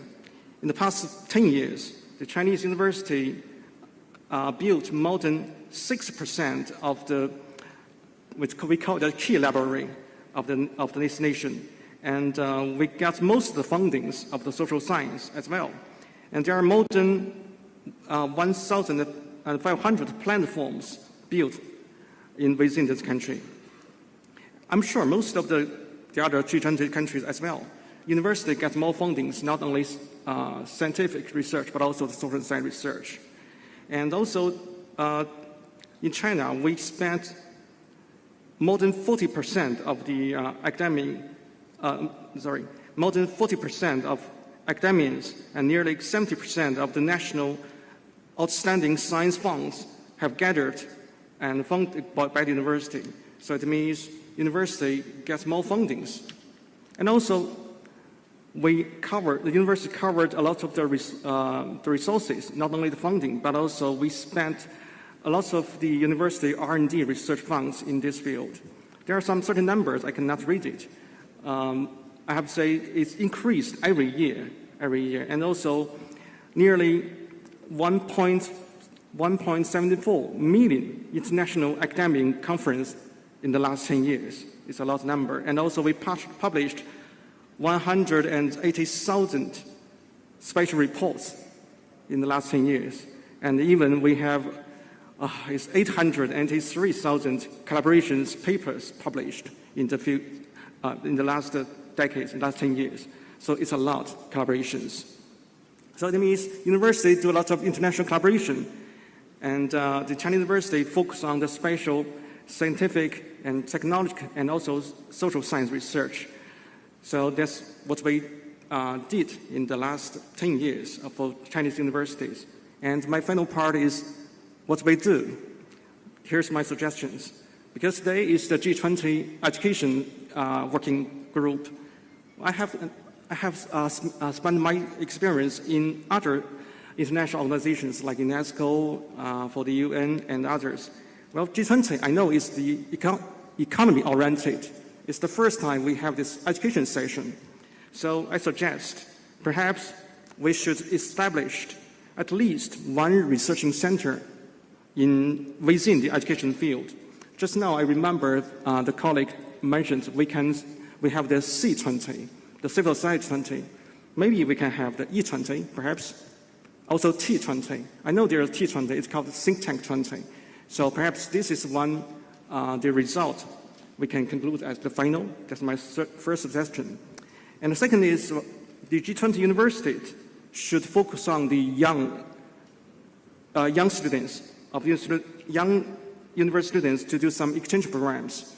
Because I know in European Union, I have the delegates from European Union, you have the Erasmus programs.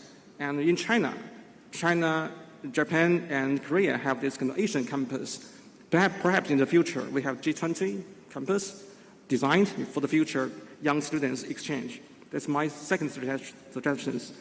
The third one, and also it's about myself, because I'm working as the Beijing Foreign Studies University. It's social science based. It's also the language based.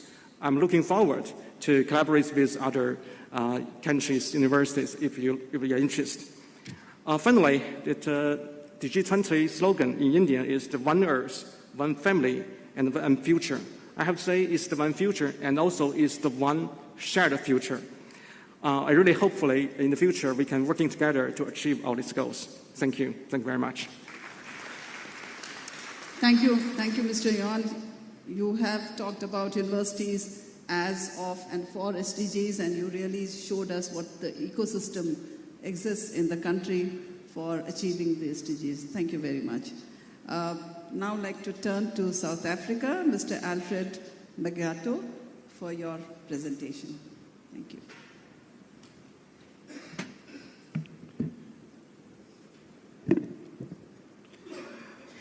Good morning, or good afternoon, esteemed colleagues. I'm Alfred Makato from South Africa. Without any waste of time, from South Africa's perspective, what is guiding us is the white paper on post-schooling education and training, which emphasizes on the research agenda in meeting our national goals. Such also informed in terms of what is it that can be done to ensure that we produce the most needed imperatives or the most needed research that will assist the department or the government in meeting its targets.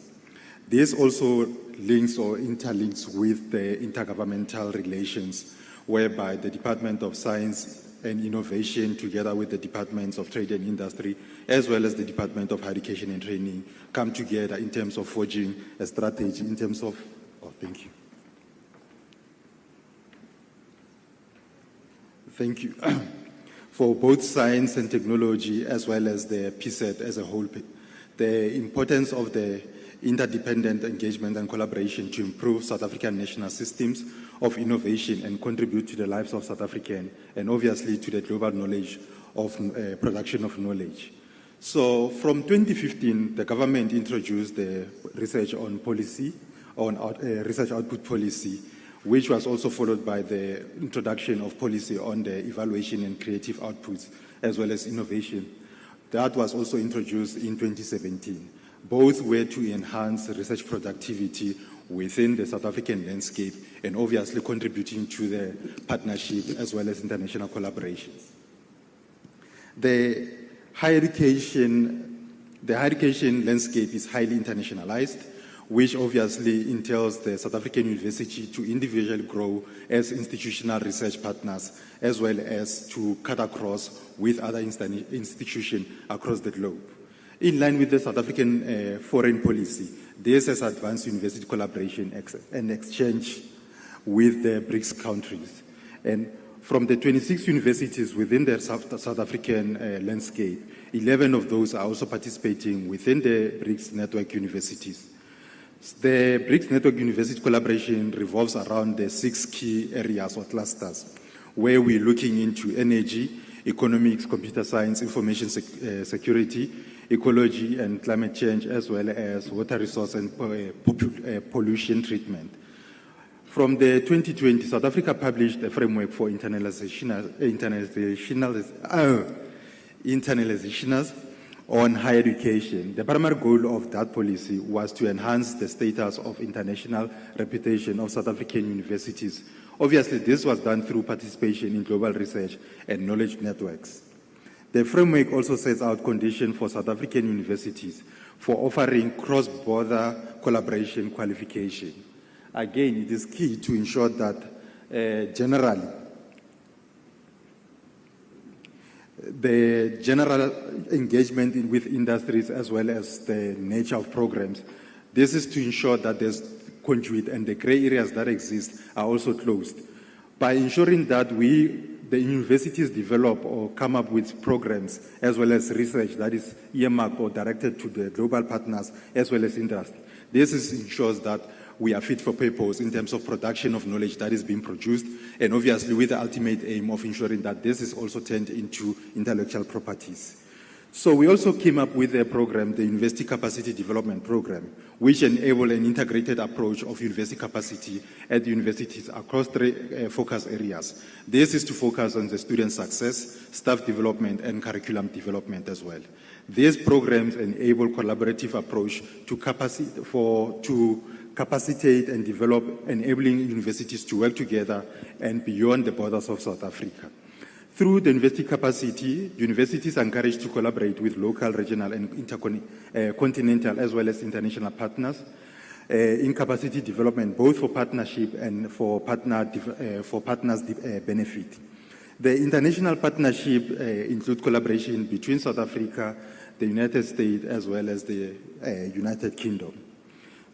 But obviously not limited to that. There are also other programs such as the Nurturing of Academic Development Program, the Nurturing of Emerging Scholarships Program. That also looks at not only on the global platform, but focusing as well as enhancing partnership on a regional, obviously also taking into the Southern African development countries as well.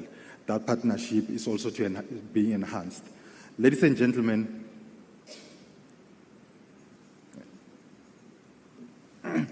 this is also characterized by rapid advances in technologies such as the automation, robotics, virtual reality, cloud technology, big data, artificial intelligence, Internet of Things. And what we have been seeing before the former Vice Chancellor of the University of Johannesburg joined the United Nations University, we have also advanced towards 3D printing, where that technology is now enhanced to not only focus on enhancing the academia space, but also the livelihood of people within the Republic by also introducing it to ensure that we produce low-cost housing within that particular landscape.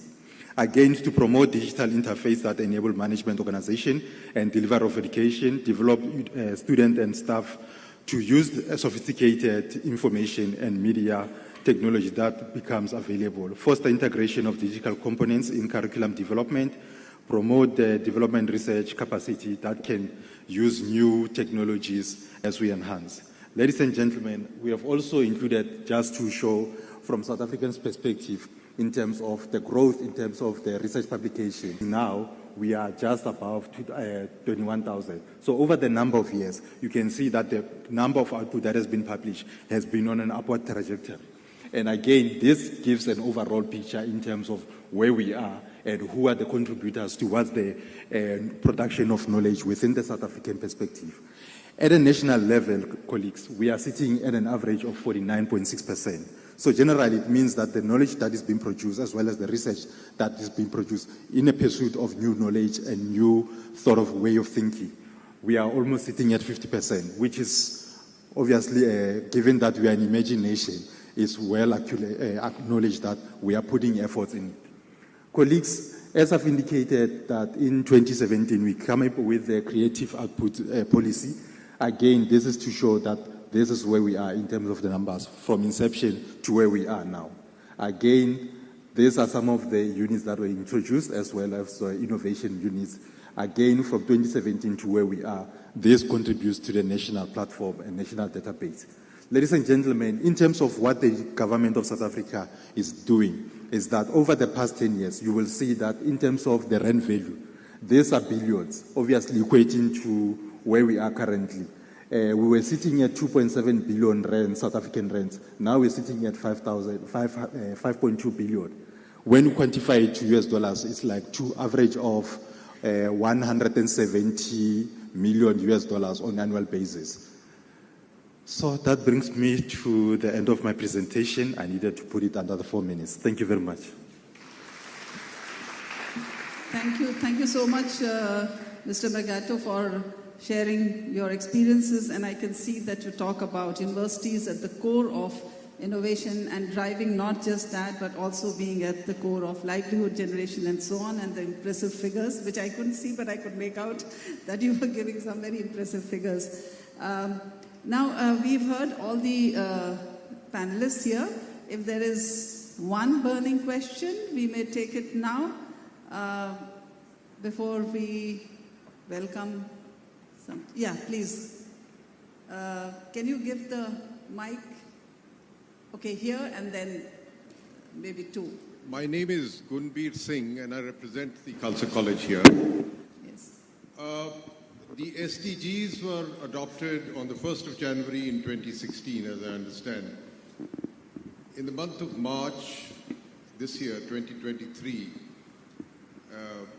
we are talking about the need for disruptive technologies, sharing information, which is all very laudable. The SDGs are to be, the target is for 2030. What is the methodology of fast-tracking information flows that you perceive which will actually get action on the ground? Anyone? He's talking about what will make us fast-track the achievement of SDGs by 2030. Anyone who wants to take up this question? Yes. Thank you very much for that question. Answer, yeah.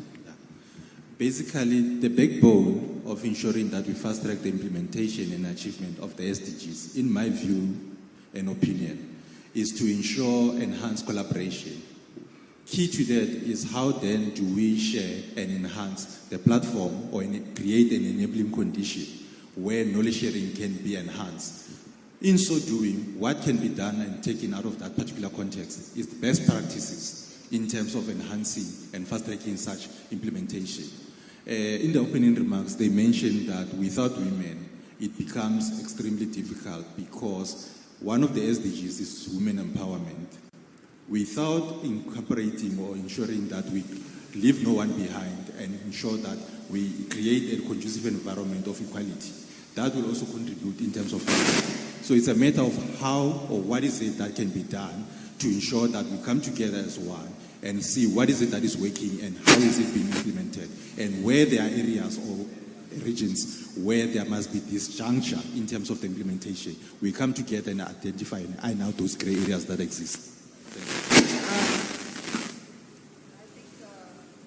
The whole idea of talking about collaborations and partnerships in this session was exactly this, that how do we really leverage the strengths that we have individually, but we may not show in togetherness. But if we are able to look at how we may complement each other's strengths, especially in the North-South, global North-South, and we are beginning to see results of collaborative research, collaborative partnerships, I think is one of the ways, I would say, for fast-tracking. A good question. Maybe another question here.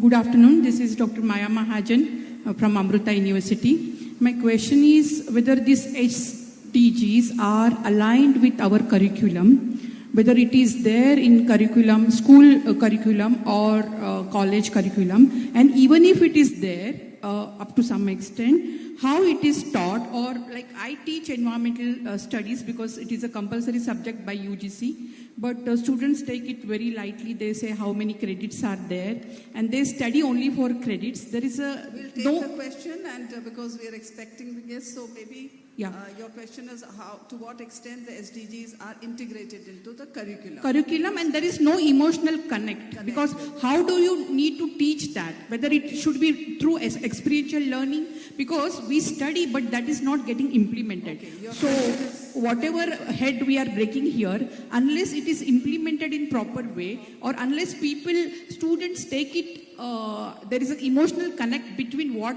is taught and what actions are taken, nothing is going to be, no change will happen. That is what I want to say.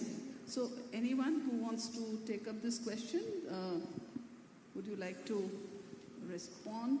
Anyone? Maybe, yeah? Yeah, it's working.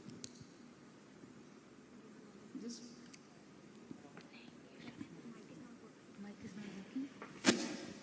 Well, I just want to say my comments is not clear maybe. Well, the SDG, there are 17 goals, and this kind of from the UN is from the general ideas. But every country, every nation, they should have their own small missions can accept that. And also, there are some comments before about the first question about technology and education. There's one ideology, it's called accelerationism. It means technology goes so fast, we cannot catch up. So sometimes I'm thinking, what's the relation between the technology and education and university? I think we should back to the humanity, like I said just now. All this technology, all these skills, and all these kind of skills can be people-centered.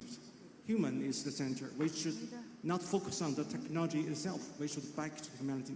That is also what UNESCO, I think it's 2017, this one report, rethink education means. Back to humanity and using technology, not technology is the center. This is what I've said. Thank you. I think we understand that no university or no higher education institution perhaps is saying that all 17 SDG goals are being attempted. But if we look very carefully, perhaps some are doing it not just in curriculum, but perhaps through the extension activities, their exchange programs and so on.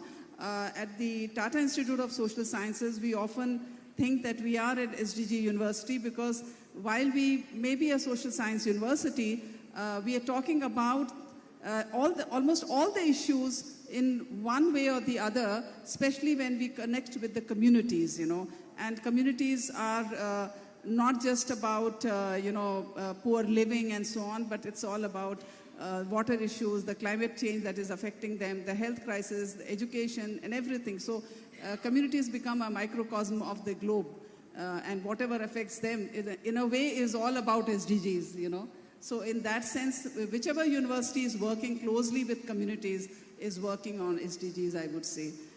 But in curriculum, yes, in higher education institutions like ours, curriculum is the SDGs are quite well interwoven into the curriculum also. Now, because of paucity of time, perhaps, we may. Okay, any other question? Yes, please.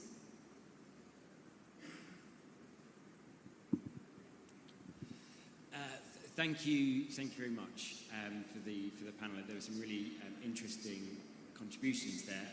I just wanted to ask a direct question. We've heard from China a bit about how universities can contribute in the space of research and innovation, but just quite broadly, at this G20 and at the next, what can G20 deliver, practically speaking, in terms of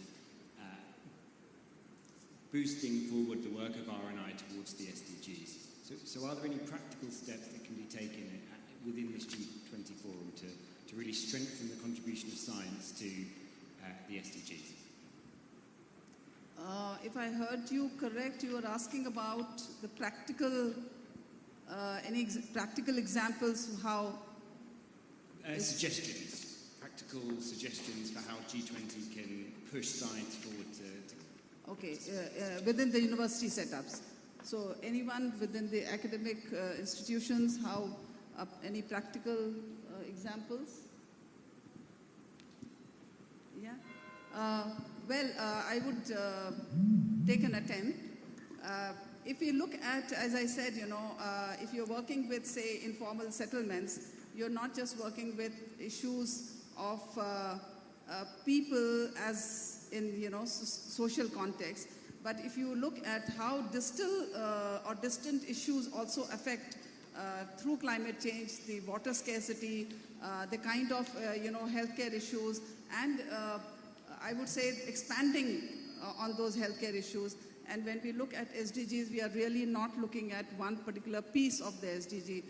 Then we are looking at livelihoods issues, we are looking at education, we are looking at gender equity, we are looking at violence, and so on. And so trying to attempt to solve a problem, we find that we actually work on various SDGs. At the institute level, or any education institute, if you're talking about, say, environmental issues, you can't just talk about environment as a kind of a homogeneous kind of a concept. You're going to talk about, break it into water resources, you're talking about regulatory governance, you're talking about urban planning and so on.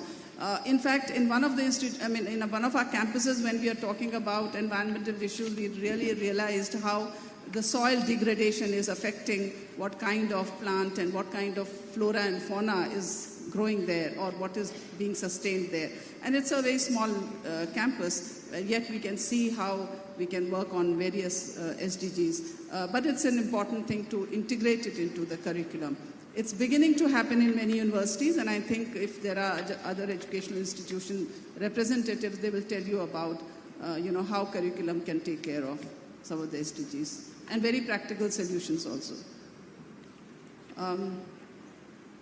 Any other questions? Yes, please.